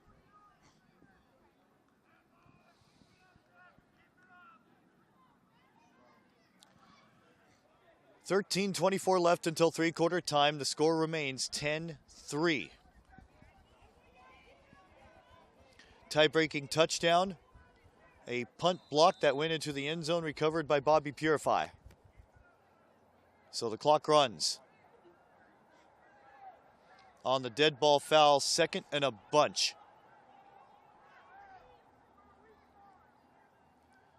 Second down and 27.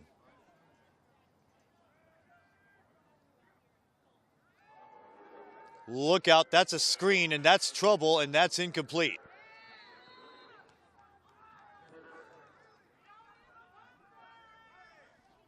Those on pursuit. Gerald Bennett, number 20, Stephen Thayer.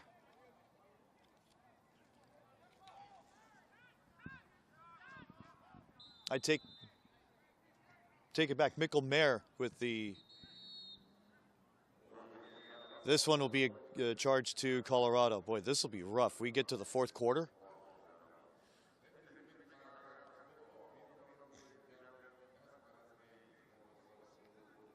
Okay, no timeout applied. Now we'll run the clock. 12:53 to go in the third.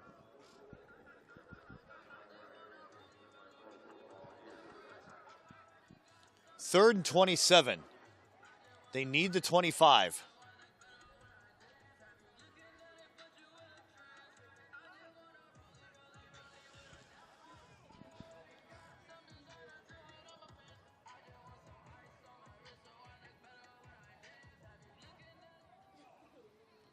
Four seasons, 4 championships. For the Greyhawks, you have to be impressed. Third and long. And Banks in trouble. He's under duress. He springs free at the 45. Gets back to the original line of scrimmage. 52 yards. If Mendez has that leg.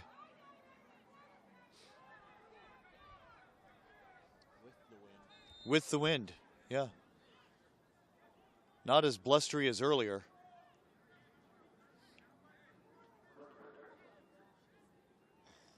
Fourth.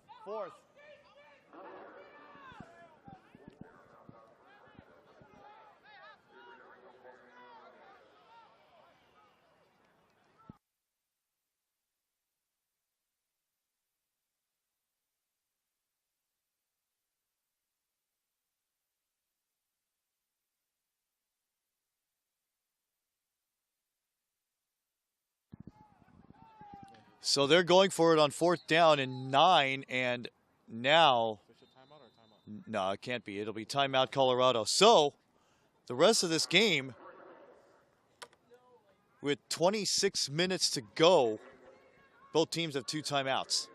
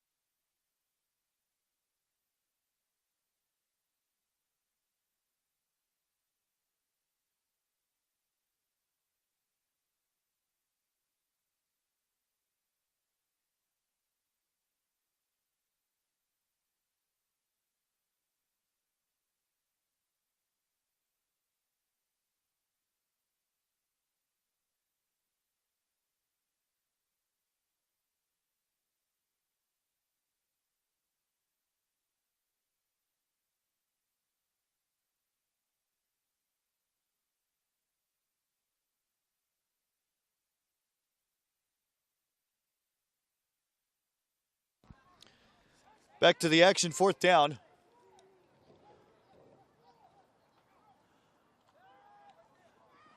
And Banks throws, gets his man, and I think he has a first at the 24-yard line. Damn. That was a laser. That's what, like 40 yards right there they just traveled? 2 plays? Well, they made up a first and 27.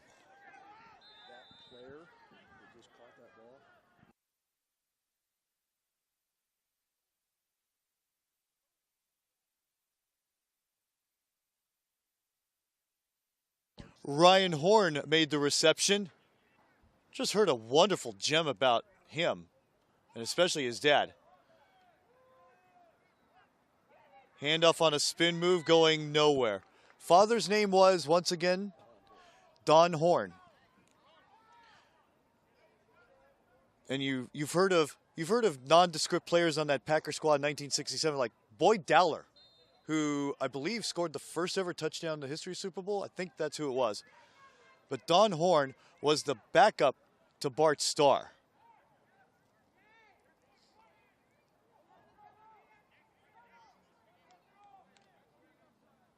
Second and 13.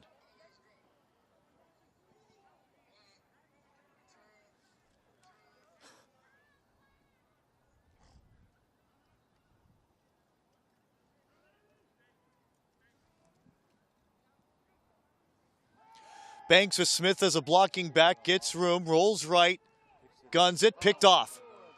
Picked off at the 2-yard line. Vegas ball at the 18.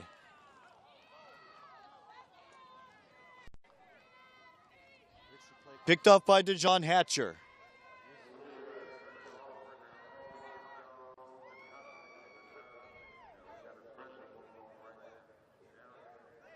And am I right with that? He threw it into double coverage? Yeah, and underthrew it. Yeah, severely. Yep. Did you see the guy?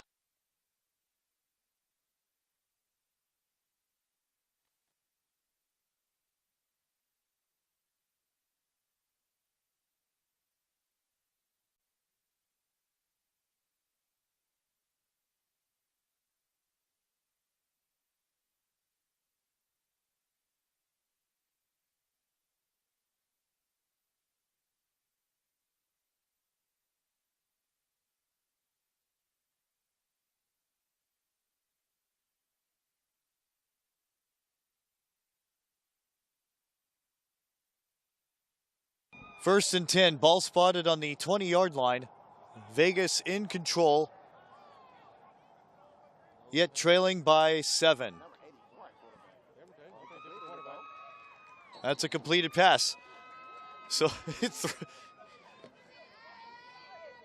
Josh Kimball. Josh Kimball is your quarterback. We were informed, not by Adam Schefter or Adrian Wojnarowski. We were.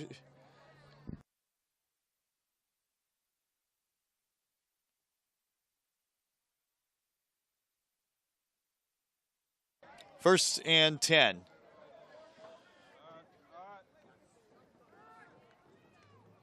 And Flowers isn't in on this drive in particular so far. On the handoff, Akoya Hudgens.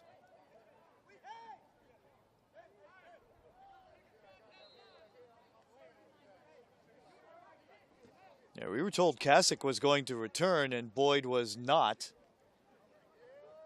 Boyd is seated on a on a thermos. Channeling his inner, put me in, coach, I'm ready to play. So it's Kimball at quarterback. Finds it complete and drops it. Colin Mayers. Unreal. Unreal. There is just, yeah, it's just so disjointed. All the timing.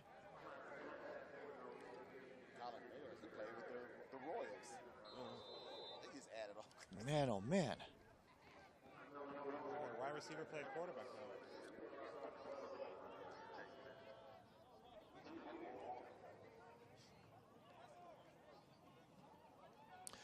We play here with 8:40 to go, third quarter, 3rd and 8. They require the 48.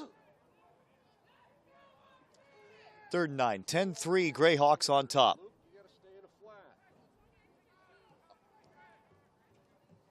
Y'all putting this stuff up now? Oh, it's a one-hopper. Kimball is in trouble. Caught by the defensive line coach, no good. Have to.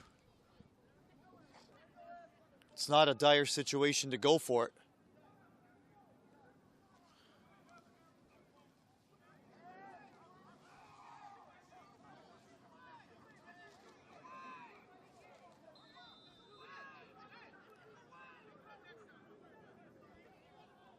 Come on, you stopped the ball. There's 12 men on the field.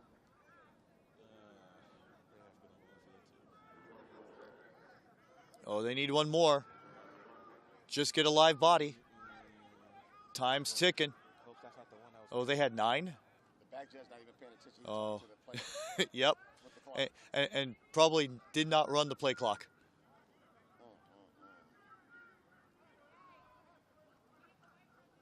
Well, got away with it slightly, I guess. They'll return from the 25. Big block. Might have been out of bounds. Oh, shit. Oh, no. Oh, no. Mamzowicz with the return. Come on, Roy. He's still moving. And Roy Otis. Just Roy Otis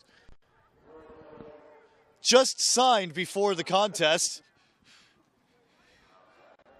Makes the tackle. Halfway through this 3rd term.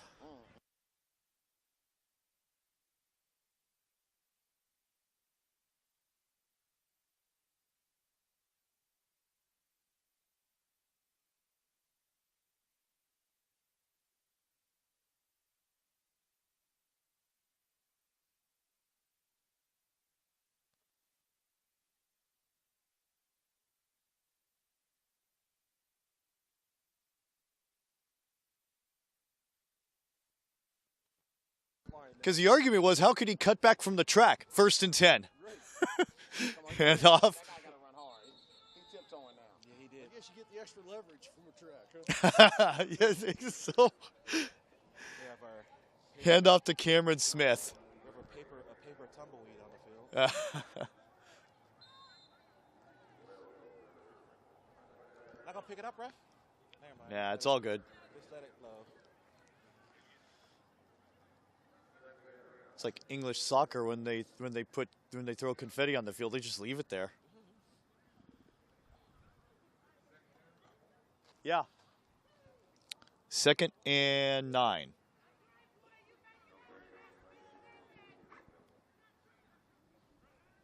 Thank goodness the Coral Cafe is open all hours. Appears to be Smith again, and he does not get much. In fact, loses 2.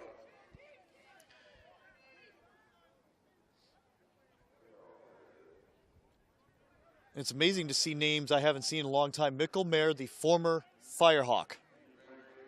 And that goes back 9 years. The Firehawks were good, too. Yeah. That's when the LCFL was just Hot. every team was a banger. The Lions, The Steelers. Firehawks. Might have heard of a team in black and green. Heck, even the Rhinos. Yeah, before the Firehawks.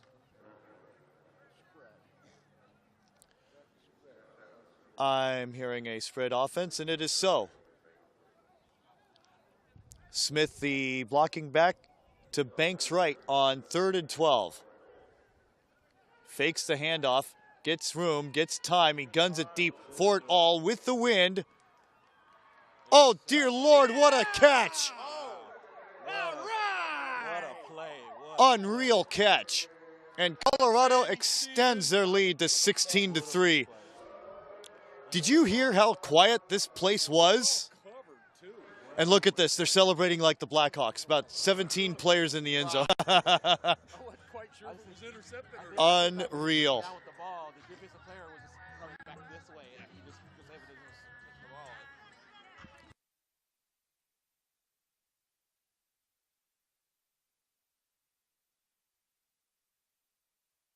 And from our view, it looked like Steven Memzuich, it appears, made the catch. Nothing short of awestruck there.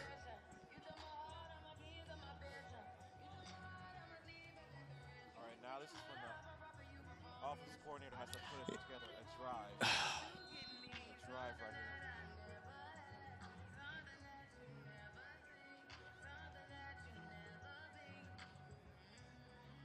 Forget the line from Star Wars, but we all know it ends with, "You're our only hope." Going for two. Why not? Banks to throw with some time, lobs it. Oh my goodness. He gave it just the right amount of touch.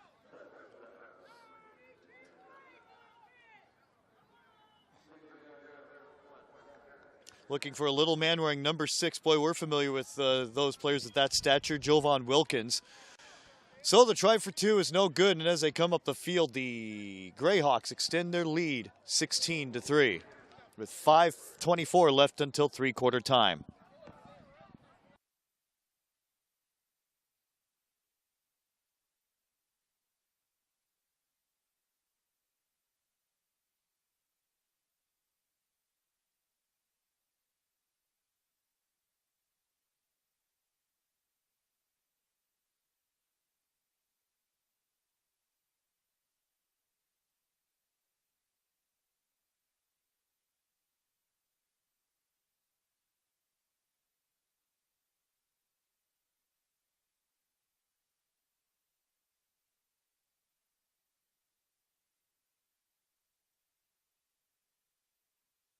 Come on, man. Return. You don't return, team. Get out there. 1, 2, 3, 4, 5, 6, 7, 8, 9, 10. They only have 10. They have 11. They have 11. You have 11. Come on, Vegas, do your thing. Oh, that's 12. Stay off, Roy. That's 12. 19 get off the field. Oh, gosh. 1, 2, Yeah, they have enough. 1, 2, 3, 4, 5, 6, 7. Well, he's shadowing. 19 is shadowing in. Tackle, Roy. So Mendez fires it away, and the return is from the 5. That's Dante Abrams. Penalty marker. Think there was a block in the back for sure. And check it, that was Shane Boyles with the return. Boyles is not here. Saw 26, however. Brandon Smith.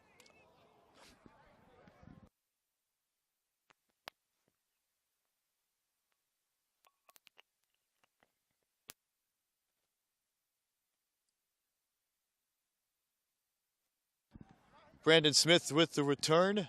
Penalty marker was for a block in the back.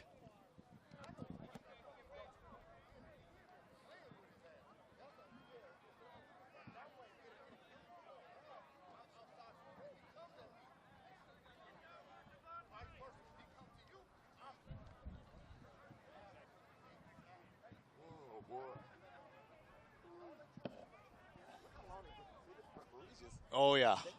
Oh, yeah. Well, his hand's in his pockets. Almost. Almost. Almost. Don't want to lay too much blame, but we saw something that was suspect. It's Kimball again on 1st and 10 on the 11-yard line. Oh, dear Lord, he's in his end zone. Get it. Get rid of it. And he gets out of it. Tuck the ball. Tuck the ball. He won't. Carrying it like a loaf of bread. Unbelievable. Gets it to the 20-yard line. Remember the national championship at Saboba? Weather conditions almost like this. Oh, exactly. Yeah. Easily coldest conditions. Yeah, this is Yeah, this is close. Well, tail end of our game in Florida, there was no wind, but high 30s. Clock, Black.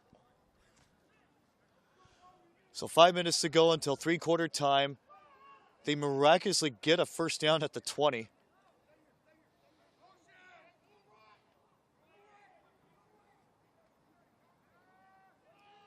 Kimball, almost. Did it hit the turf? They're going to say incomplete. Oh, come on, give it to him. He threw a double coverage. Yeah. And he threw it short and underhanded. And there was a snap from the center was just sat in the air. We saw that earlier. Were a couple snaps. We're high and slow. Right. And that's recipes for disaster. It just ruins all the timing.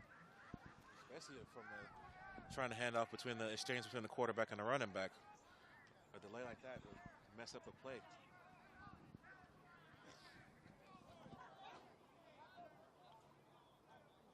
I do have to say it is definitely colder than the rain game. It's just championship game. 2012 against the Steelers. Yeah. Oh, yeah. Even though it Somebody rained was the talking whole about that entire game. Well, game, though. half. Yeah, half. Yeah. Huh?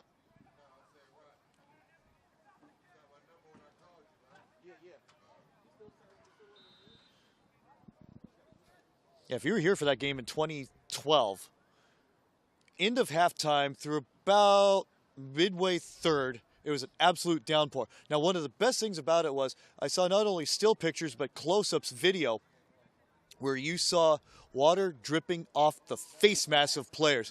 I mean, you know, I still get chills from that. What a wonderful view. And they're going to call the wide receiver. Ooh, no way! Second charge timeout to Vegas. I want to just tell you. Okay. Ooh, there. Coach out. Oh boy.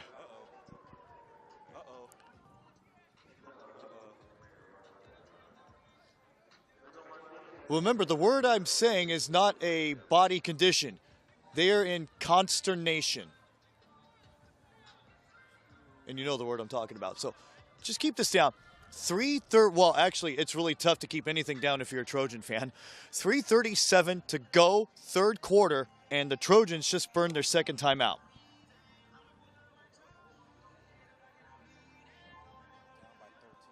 Ouch, yeah, down by 13.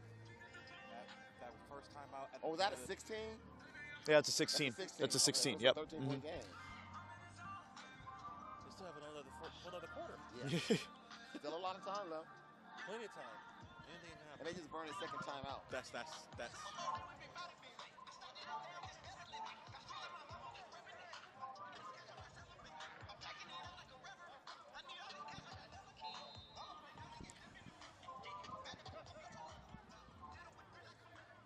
to be a great play call right here.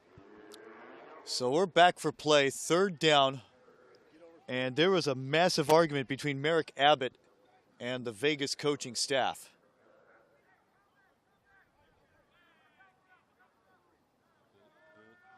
Come on, tackle. Come on, tackle.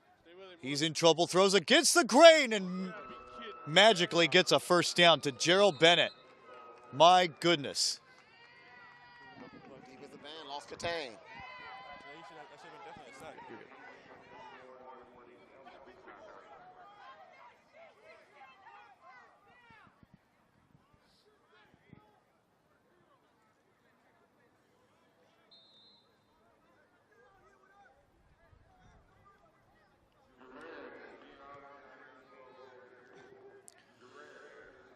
Happy to have you with us along for the ride at Jackie Robinson Stadium in Los Angeles, the Minor League Football Report National Championship. John Tyler, Rodney Wilson, Tony Reed with you. Thank you, guys. My first three-man booth. First and 10 on the 37.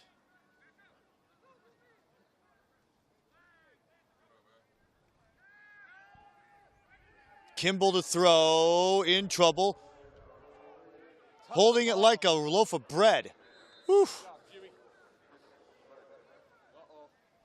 Like it's a blue light special. At the 40-yard line, we have an injured Colorado player.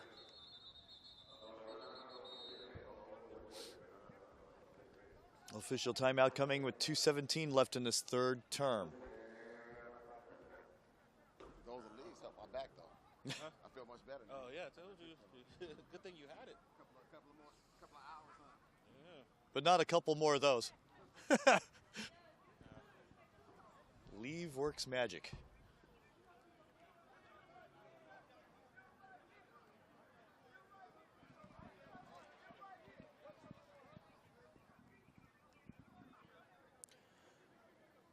And the one thing I was discovering, I was playing catch with a kid at halftime, and you know, with the regulation size football is in this weather you have to have a glove, because for me it was terribly difficult to even gun one downfield. Then I realized my rotator cuff retired about 3 years ago too. No, you good, Black.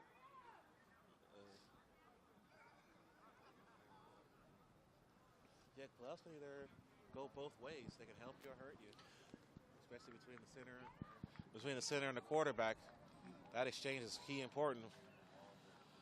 Most centers like the natural touch of the ball, but most people wear gloves. At that position, I think you do. Yeah.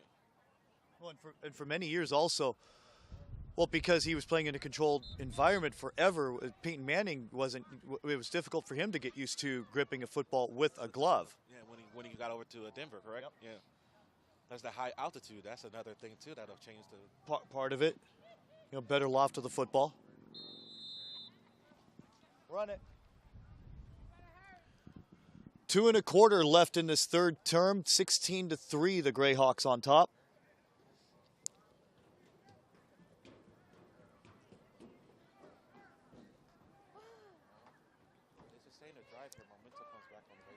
Colorado in gray, black, and yellow with Oregon Ducks numbers.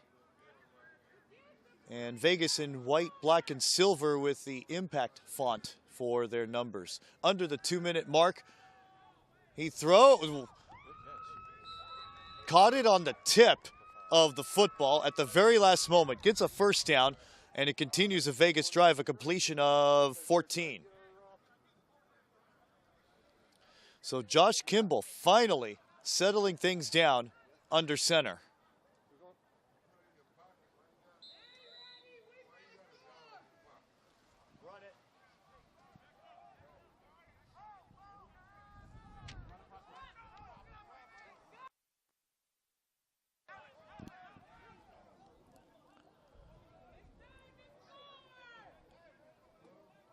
So Vegas slowly making a move. You wonder if the center simulated the snap, because I thought I saw the ball move with it right in front of us. Yeah, every time they run trips over to the side, dude, they're just running out little outside. Ooh, they're going to call offside on the defense. You to get your linebackers out there. encroached. I know you want them to score, well, not you, but for them, it's imperative that they score on this drive. But what's a key here with them at the 45 moving in? Right now is controlling on the ball. You know, you want to sustaining a drive is important, especially between the run and pass game. Right now, you want to make smart decisions. Hopefully, get the coach calls the right plays, and somebody has to make a play. Of course, you want to come away with 6 points, but three is also good too. Handoff on 1st and 5. Akoya Hudgens across the 40 to the 38-yard line.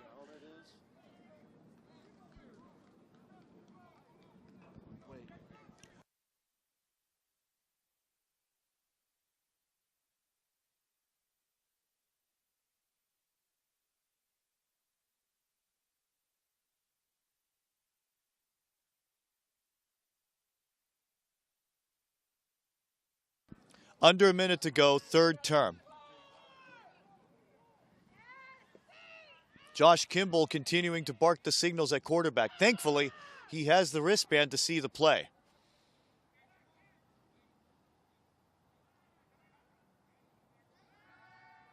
Step up. Bennett with time. Almost picked off. Jevin Colbert right in his hands. 3rd and 4.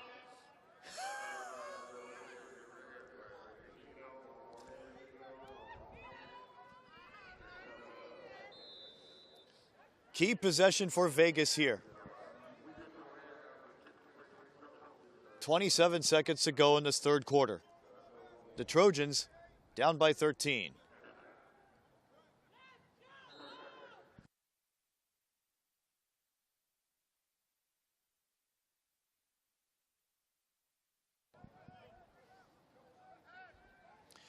Flowers back into the game.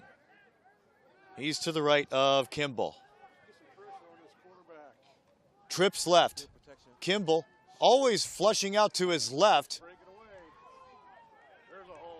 Past the line of scrimmage, past the original, and out of bounds at the 31.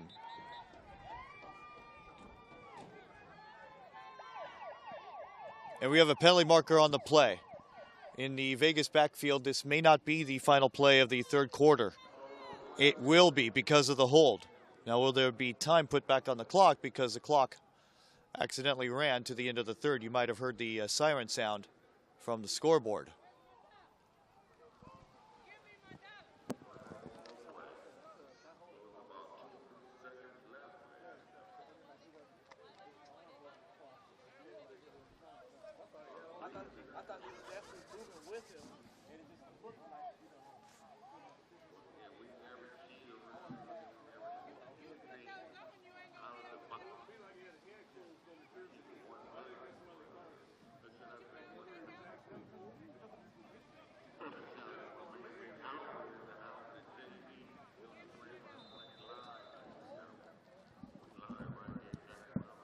And the clock will run after the holding call now. We've come down to the final 15 minutes. We have reached the end of three-quarter time. The GREYHAWKS 16, the Trojans 3.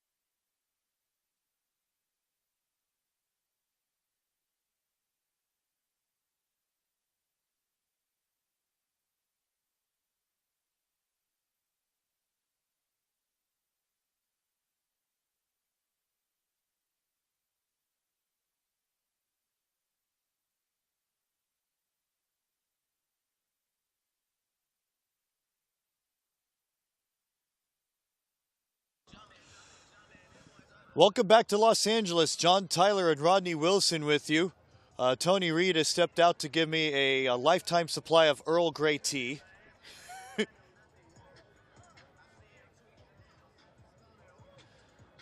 got to give credit. We were just talking off air a few moments ago about giving credit to the offensive. We have not offensive line. We have not seen too many sacks. I mean, I can't remember the last one. And so if I can't remember it, then something must be going well with both O-lines. And some stability in quarterback has finally come in the form of Josh Kimball. Although if you're old football heads like me, you haven't seen a high number for a quarterback since probably Otto Graham when he wore 60.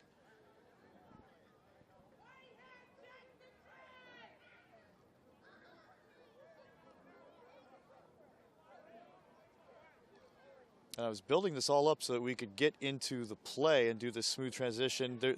There's nothing smooth.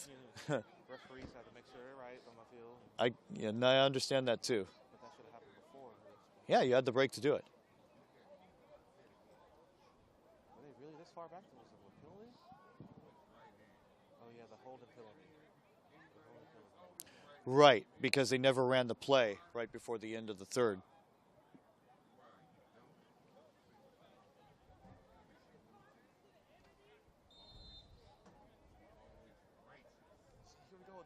Chips on the left side. So we start the final quarter with second down. And the Trojans still with the football. Still you have to score on this drive. I'm just going to call it out. Kimball throws complete. Kimball to Flowers. And that's the dual threat power Flowers can be.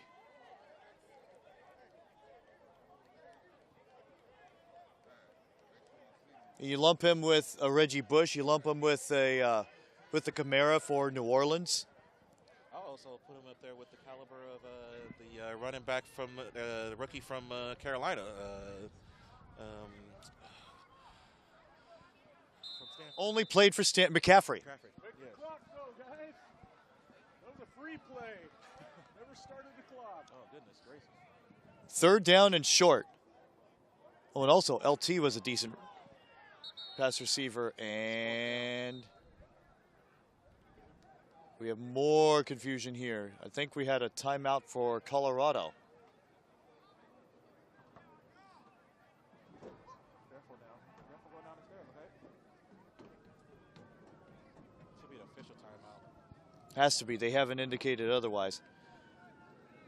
A night here, because I've been here for about 7 years.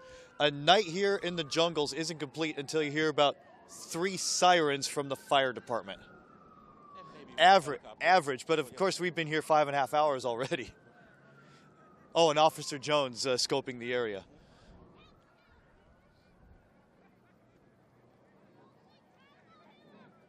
Of course, when we see the helicopters in the air, we always joke that the aerial pictures are brought to us by the LA Police Department and not the Goodyear blimp just down the road in Carson.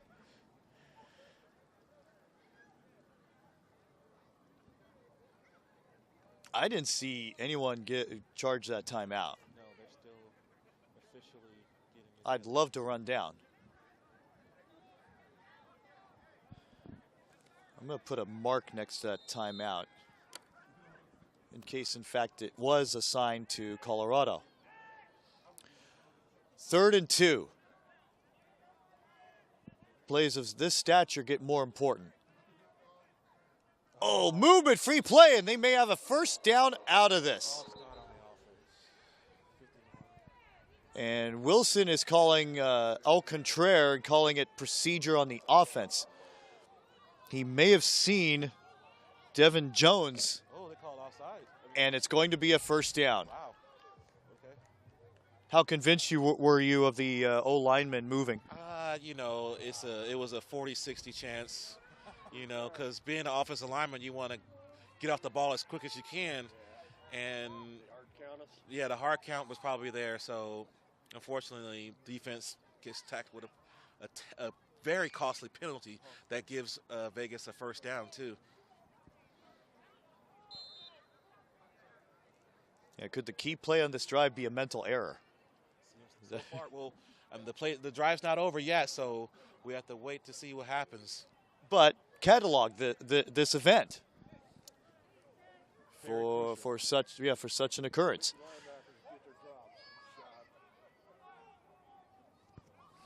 1st and 10 then. Tony Parham, the wide out, looks at his play sheet. Here's Kimball to throw. He'll keep it instead. Oh, vicious block. Woo! Gerald Bennett laying the wood, ensuring Kimball gets additional yardage.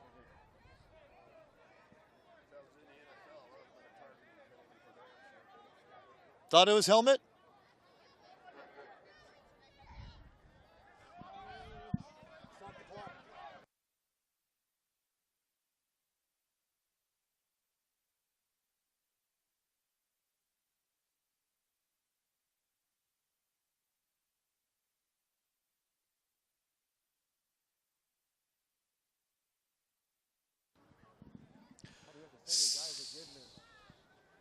Get enough pressure on them defensively to make them roll to one side, but after that, that's about it.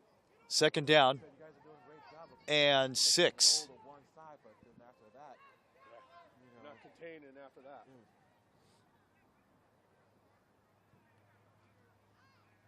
So much motion.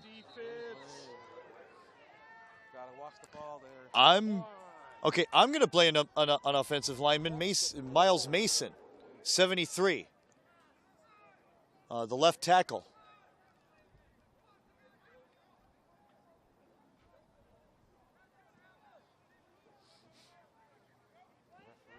Has to be on the offense. Oh, au contraire.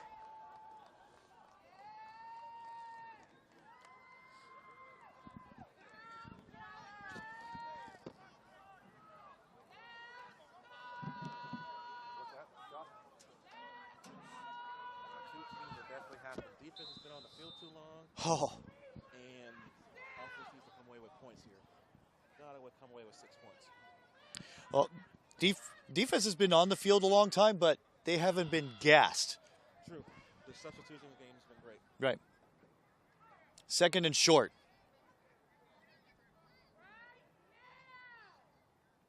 Hand up to Brian Flowers. Bounces to the right this time. Stop the presses. He bounces to the right. His patented move is to the left. First down.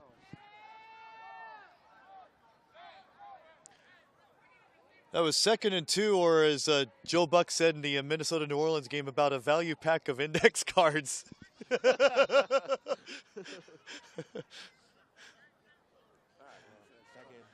First and 10.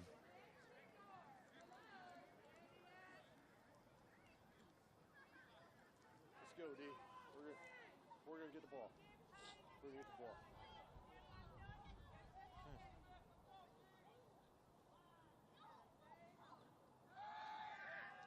To the end zone, underthrown, and no good. And it could have been a touchback. Instead, 2nd and 10. He absolutely had it. There, dude. Tell him quit doing his push-ups and go learn to play football. You gotta stay in bounds.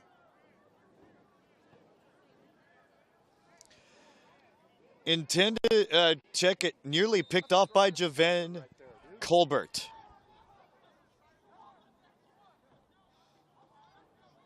Risky play call.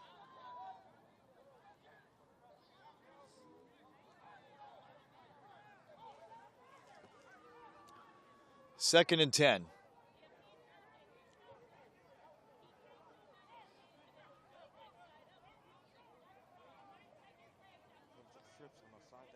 This crucial drive taking longer than most presidential administrations.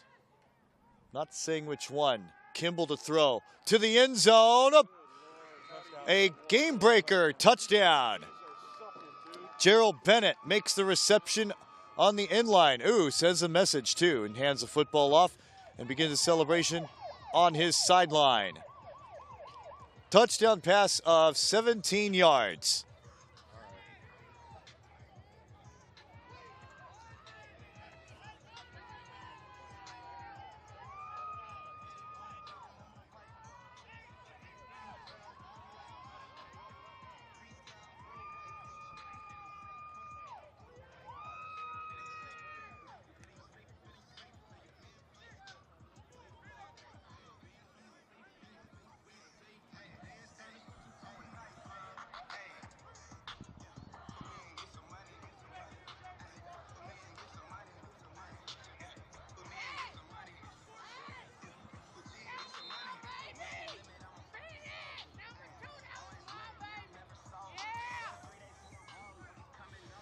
Going for the one-point convert try, Jonathan Johnson, a 33-yard extra point attempt. Oh, that's blocked again. Low snap, low kick. You can't kick it. You can't kick the ball. That's a flag. And it goes out of bounds anyway. So the try is no good. And as they come up the field, a 17-yard touchdown pass from Kimball to Bennett. 12:17 to go, final quarter. Tensions building, 16-9, Colorado.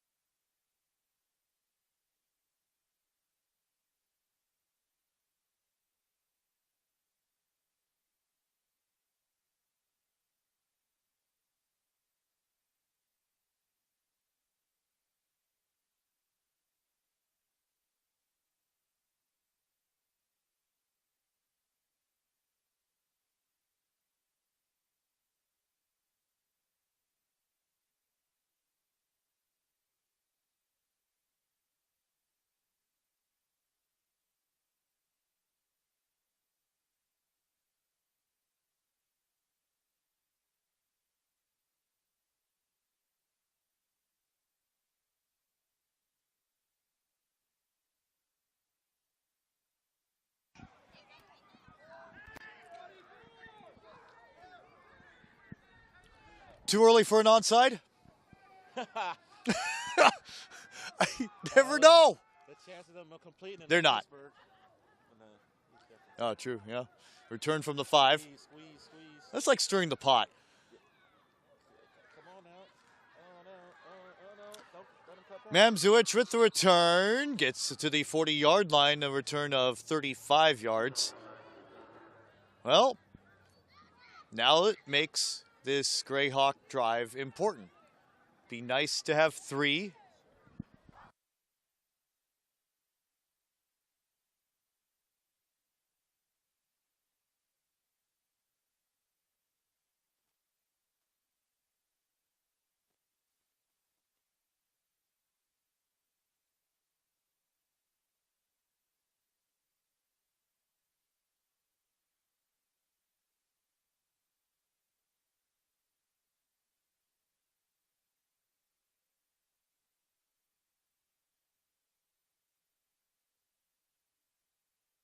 First and 10 now for the Greyhawks. 11:51 to go in the game.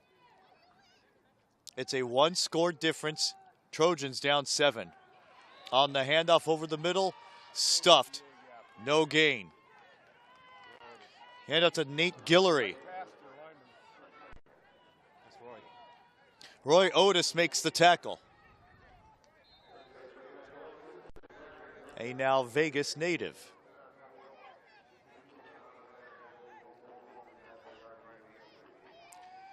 Second and 12 on the loss of 2, positioned on the 40.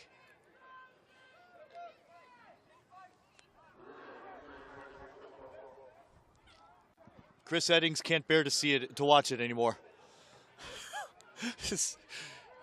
Guillory again gets to the line of scrimmage. Is that the only play he knows, Rashad? On third down, when you have to pass, what do you do? Sorry, can you repeat the question again? Oh, yeah. On third down and you have to pass, what does the defense do? Well, the defense is going to, of course, the front 3 are definitely going to go. Linebackers are going to, one might spy and the other one might blitz, but like it depends on what package the offense comes out with. If they come out with an empty set, then linebackers have to pick up and cover the right receivers. But right here you have doubles and cover one. So everybody's going to be cover on one side and man-to-man on the other side. Banks to throw. No, he'll take it himself. Spun and flung for a loss.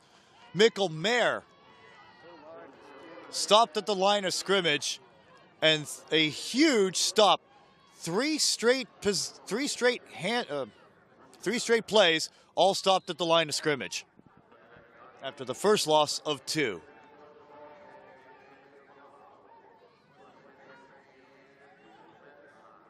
this thing in the hands of your defense. Your offense ain't getting it done. Yeah, it's strange to see the offense just spiral to a stop. Well, that crucial time off with the defense on the field that long, especially with the weather, it does take a toll for a bit, especially to come right back out and get back into a rhythm. But the offensive coordinator has to put the plays in to start the rhythm so that they can get into it. Otherwise, it's 3 and out. Johnny Mendez in deep punt formation. They need more personnel, it appears, the way they're looking.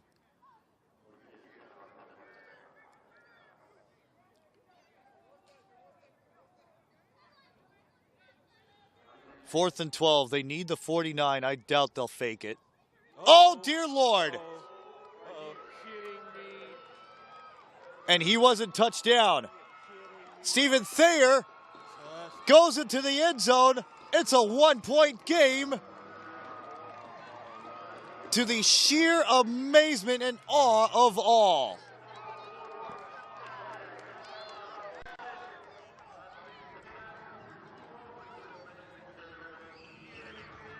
Just like that.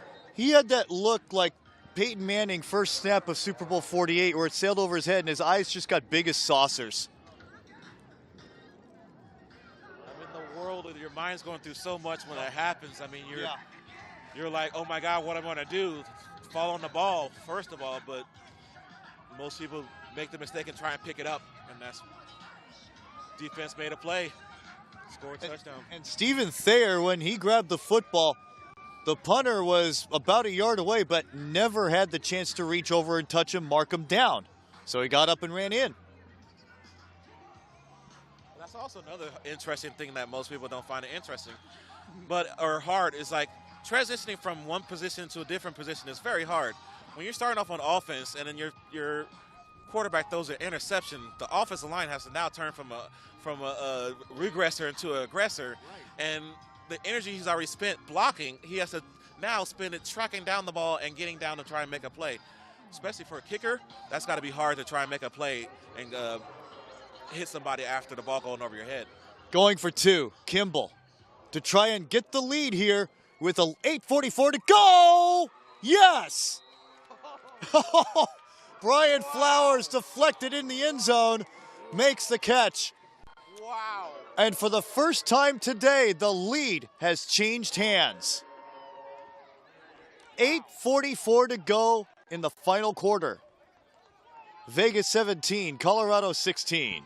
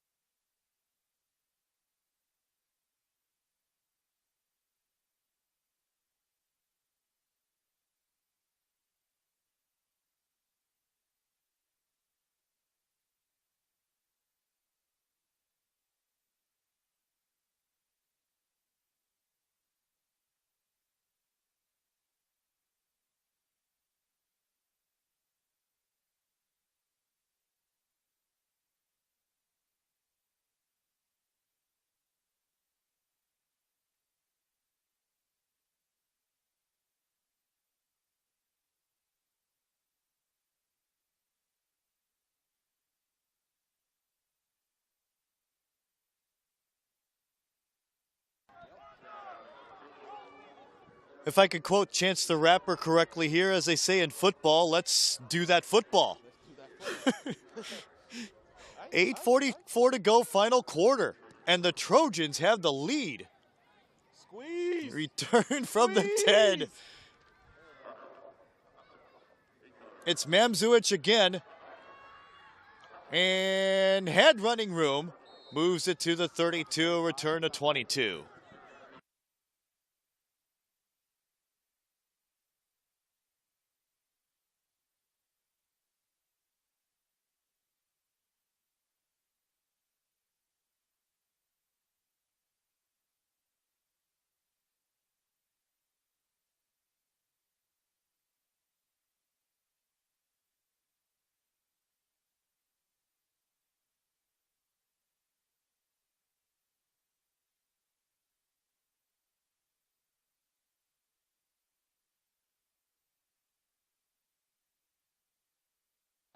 You need to invite the masses to watch this finish. It just got good. 1st and 10, 32-yard line. Banks hands off. Once again, stud running back Cameron Smith. Roy Otis on the stop. Assist Zion Jones, defensive tackle, number 77.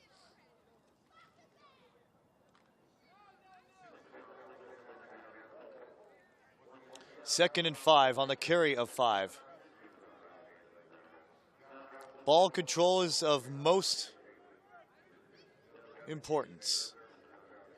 8:05 to go, final quarter. And I think the right tackle jumped off.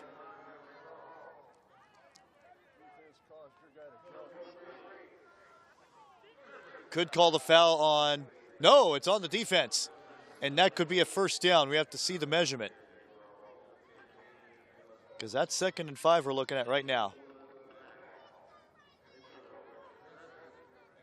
And you may have to have a measurement just to see if they got the yards to gain. It is a first down. And the white hat was the only one that indicated it. Yeah, the white hat was the only one that indicated first down, so here we go. Got the down marker set. Along with the chains. 8 minutes to go, final quarter. 1 point lead. Markers again.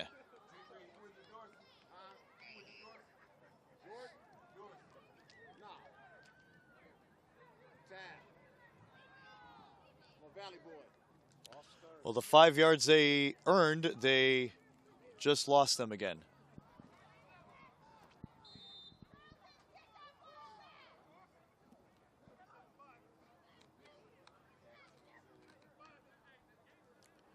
Vegas 17, Colorado 16. 1st and 15.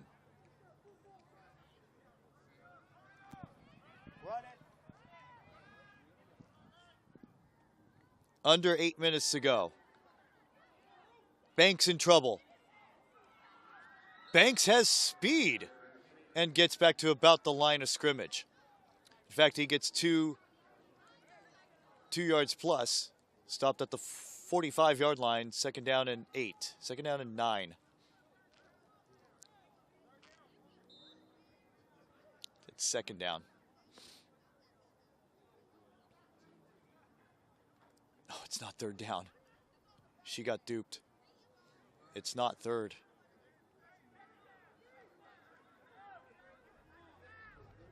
It's 2nd down. Okay, good.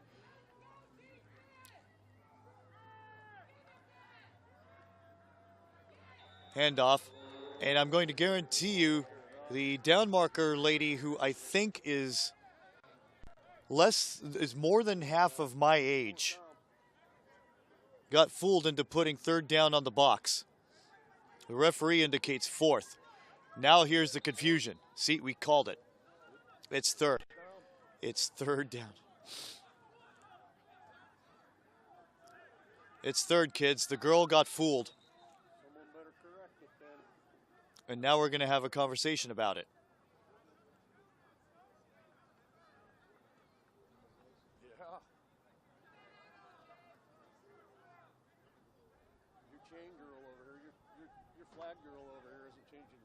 The flag girl.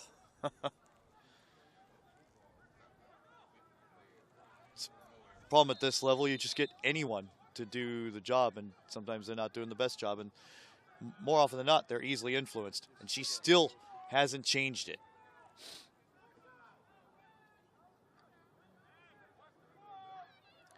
Because I guarantee you she has no... She might have some football sense, but not enough to know right from wrong. 3rd down from the 50. Oh, my goodness. Here we go again. Uh-oh. Uh-oh. Uh-oh. The ball is still loose, and the Trojans recover on the 20-yard line. Roy Otis picks up the loose change. And it appears as though Banks lost control of the football when it sailed over his fingertips. What a massive change of events. You want everything to run normally, and then human error comes into the mix and changes everything. Well, also with the I mean, I'm not going to blame it on the cold, but it does have a little factor in it. But, you know, when the offensive lineman sees, you know, 3 blitzers, and he's trying to get as much time to snap the ball and get time to block the person, that's what happened there. He just, you know, went over his head. Now defense comes on the field. Need to stop. Defense better step it up. And to switch. And to switch on a saying, Colorado's almost...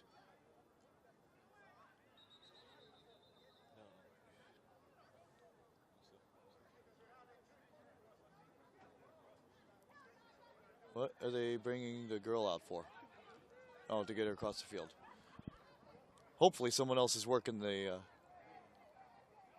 down marker. They are. So they sent the girl to the penalty box. Who knows? 1st and 10 from the 20. She was on the opposing team. Yeah, who knows? Hand off Flowers. Ooh, he got crushed. And they want to say a loose ball, but I don't think that's the case. Run the clock. Run the clock. Run the clock. Clock.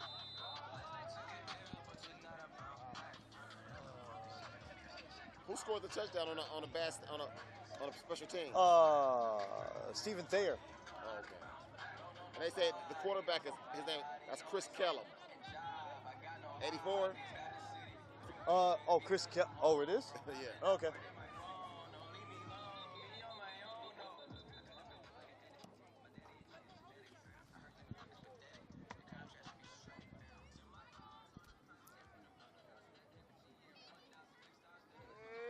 Oh, official timeout. I agree with that yawn.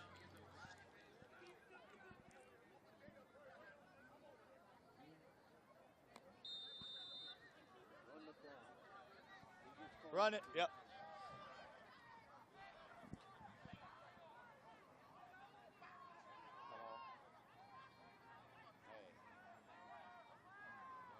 Well, remember, kids, it was 16-3 at one point.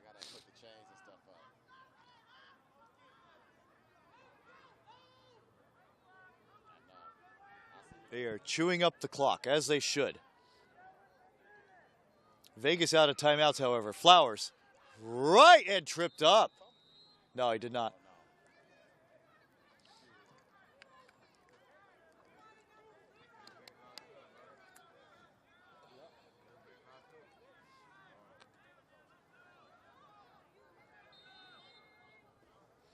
Eleven and 9 on the stop for Colorado. Jevin Colbert, Jimmy Provost. Third down, they need to get inside the 10.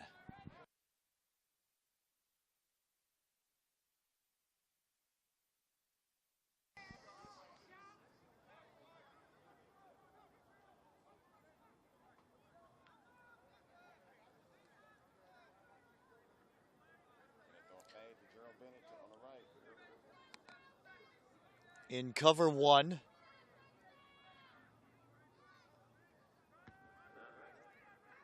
Hand off to Jerry Brown.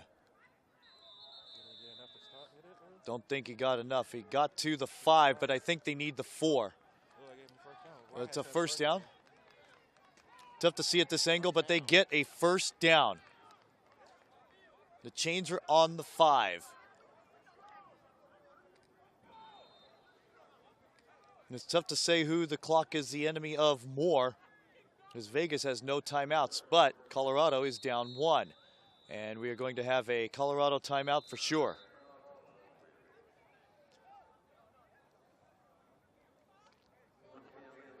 Just the nature of them calling it. Remember, we had the timeout issue in the third quarter. So our assumption now is that that's their second timeout. Yeah, so they still have one left. So 1 remaining. And 1 remaining for the game.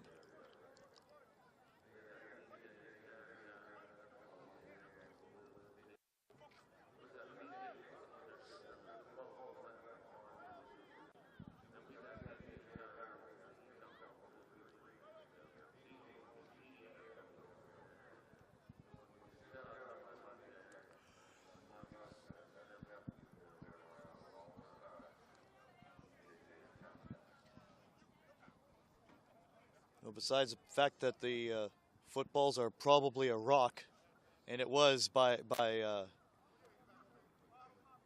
me grabbing the football at halftime. You know, conditions are much better now. The wind has finally died down. It's still cold. But this you could deal with. You could deal with cold with no wind. Cold with wind, you get hopped up on the vitamin C, that's for sure.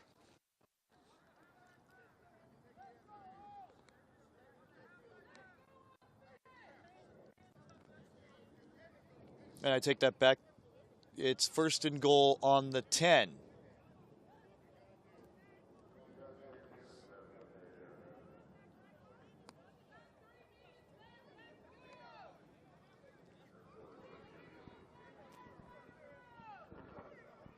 Longest timeout in history.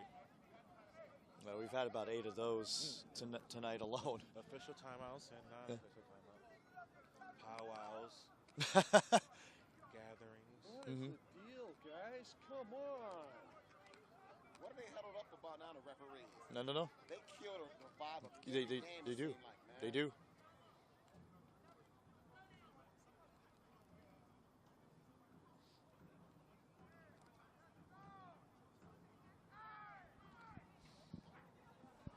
I didn't know a team calling a timeout would cause so much referee confusion. That's what I'm saying.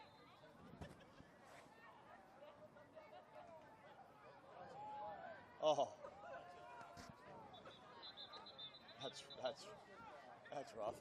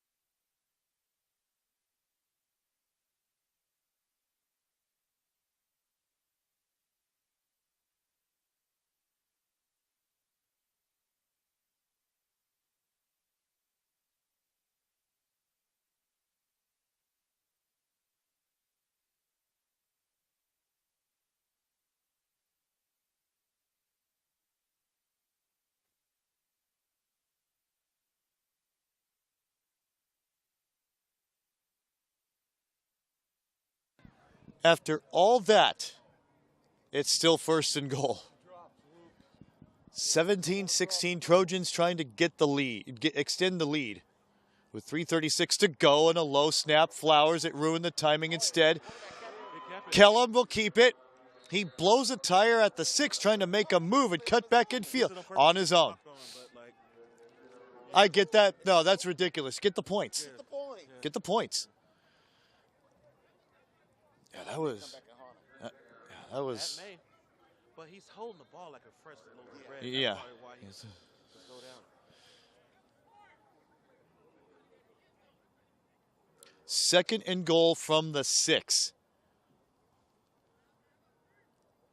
Probably could have had all 6 of those yards.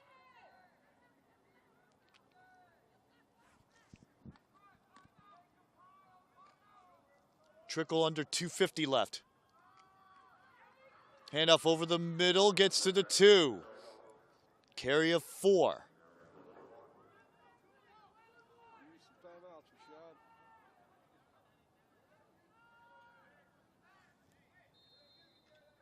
Deion Carter was the man with the handoff.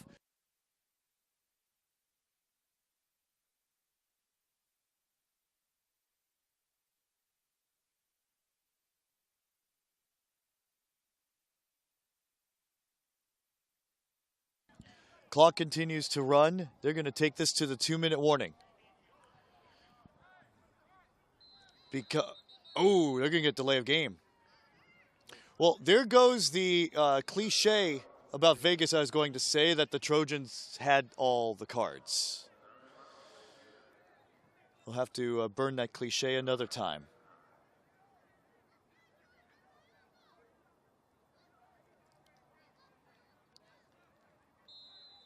Oh, they don't have a timeout. They don't have a timeout. They burned them all. What's going on They with the just- clock, guys? They called a timeout They just, with 8 seconds left. I was confident Vegas burned all of theirs. Now we ran the clock to the 2-minute warning. Can't make sense of it, fans. I just call what I see.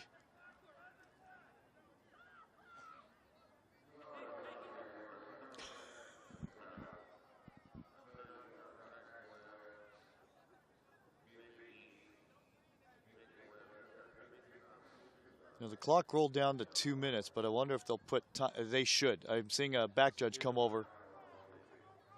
2:05. 2:05 will be placed on the scoreboard clock.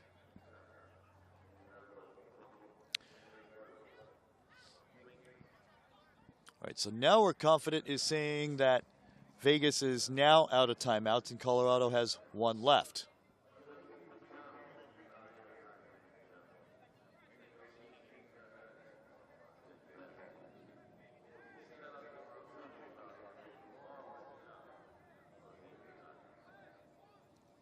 What down is it? Second. Is it too far-fetched to say that the Trojans are missing B12 and chemo? Is it too far-fetched? It is.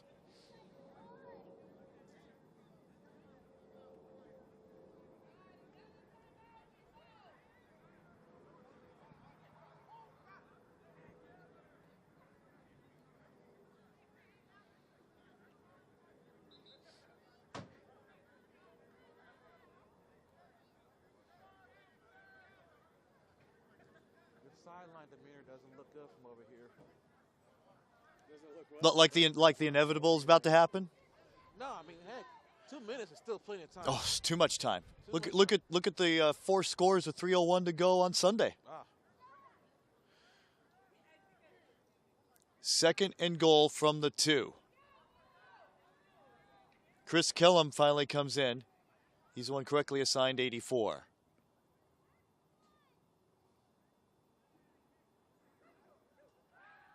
Well, he rolls to his right this time. He has men open. And too far. Oh my God. Third and goal. 2-minute warning has been given to both benches. With the score 17-16, Las Vegas.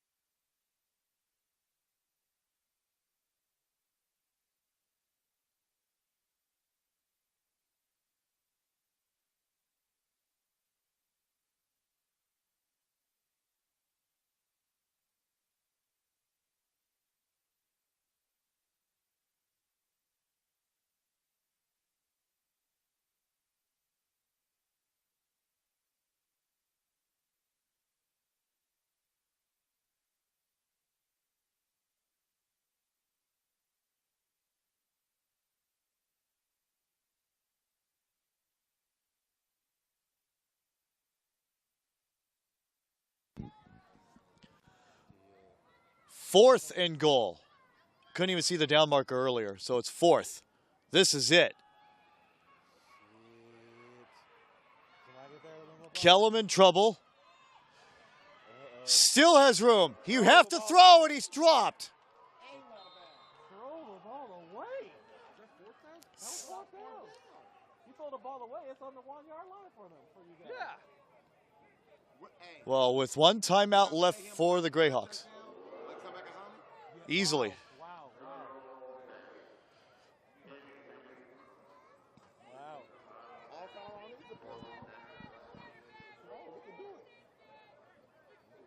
Gotta play smart out there.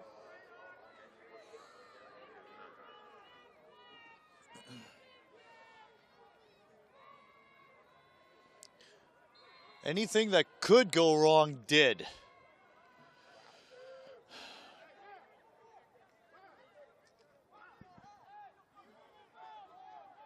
God, how about this finish? 1:47 left. I'm assuming that Colorado has one timeout left. All they need is a field goal.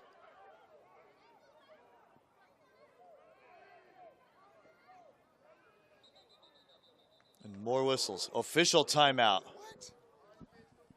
Ridiculous. An official timeout and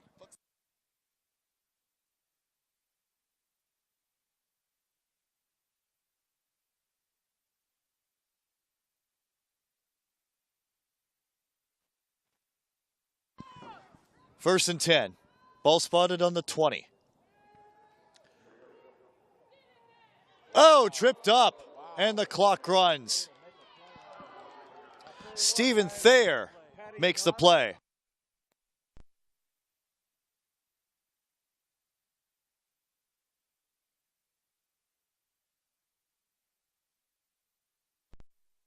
Second and 10. Clock runs. 1:24 to go. They really need to get to the Vegas 30 to have a chance to kick for the win.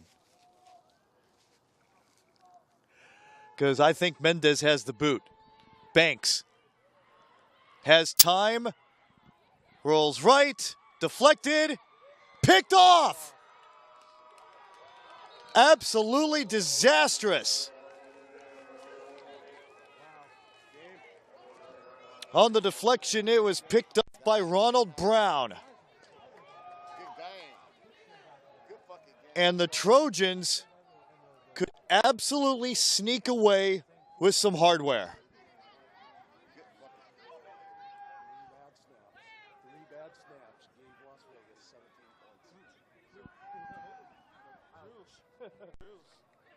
That and your defense being on the field for the whole entire third quarter. True. They put them on the field the first half. They were inside their own 20 the whole game.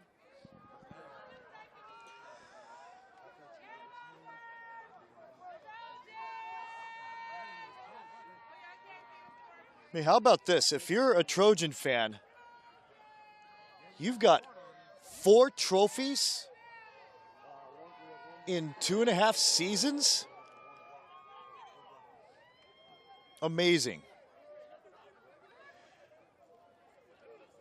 There's some woofing. I don't think they're going to shake hands just yet. You have to get through this formality here.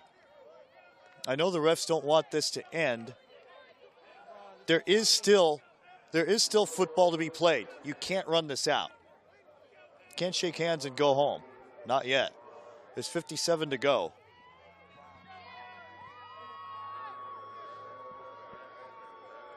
Staggering turn of events.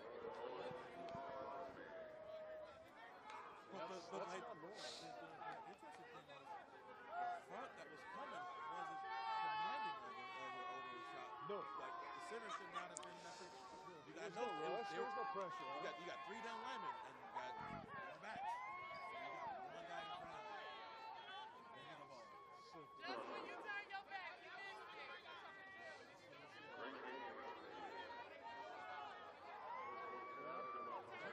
JT, look at your Facebook messages and look at the picture that I just received.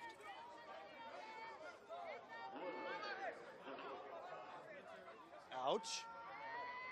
That's a jab at the Trojans, huh? Ouch. Good Lord. They should have put congratulations on the top, though, huh? Shoot.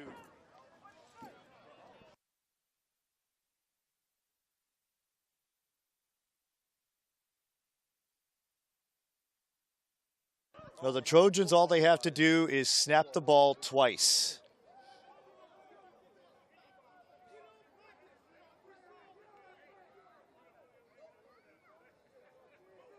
I think I got to hand a lot more credit to Las Vegas defense. And a lot of people want to think I've seen a lot of shit not work for our offense that normally does. So there was a personal foul call charged to Las Vegas. It pins him back to their 49-yard line. As we mentioned just earlier, all they need to do is snap it twice.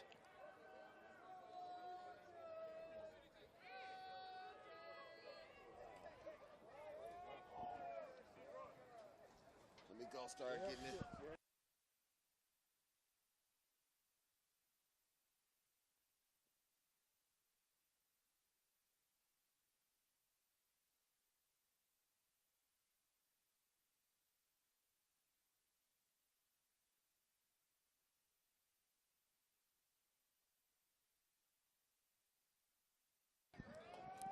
It was 16-3 with 5:25 to go in the third quarter when Banks found Mamzuich for 20 yards.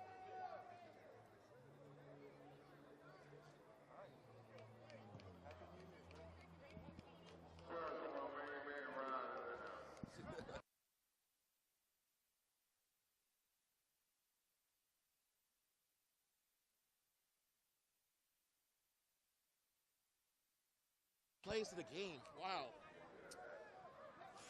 Well, we're going to go 1st and 10 here. One knee. They'll need to take a second. The snap over the punter, resulting in the touchdown. That was a definitely a momentum-changing event. To the snap that went over the head, Yep. and they scored, gave Vegas Trojans that first touchdown that they needed. After that, you know, defensive stops and, you know, Flowers with the incredible catch off the defense floor. That was also crucial as well. And the Trojans take a knee.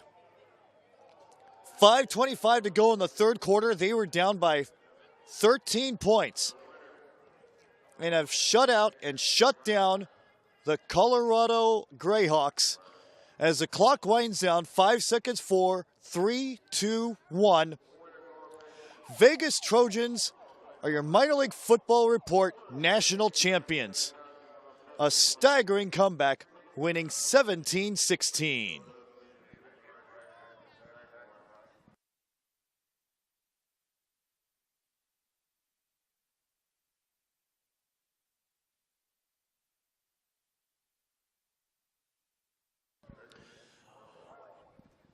We thank you so much for watching. We appreciate your support. Appreciate you bearing with me having half a voice. I'm not saying a word to anyone tomorrow. To our Greyhawk fans, thank you for watching. We appreciate it. To our Trojan fans, thank you for watching as well. To those of you watching across the country, wow, you saw an absolute thriller. And we appreciate your support in watching. And a reminder, I'll be in full voice, I better be. In 1 week, we have the Civil War in Downey. Northern California against Southern California. Right here again on AG Sport Video Productions. That game is at 4 o'clock on the West Coast. I'll be joined by Grady Tucker in the booth for his analysis. For all of us, thank you for watching and so long. My name is John Tyler. Have yourself a pleasant good evening.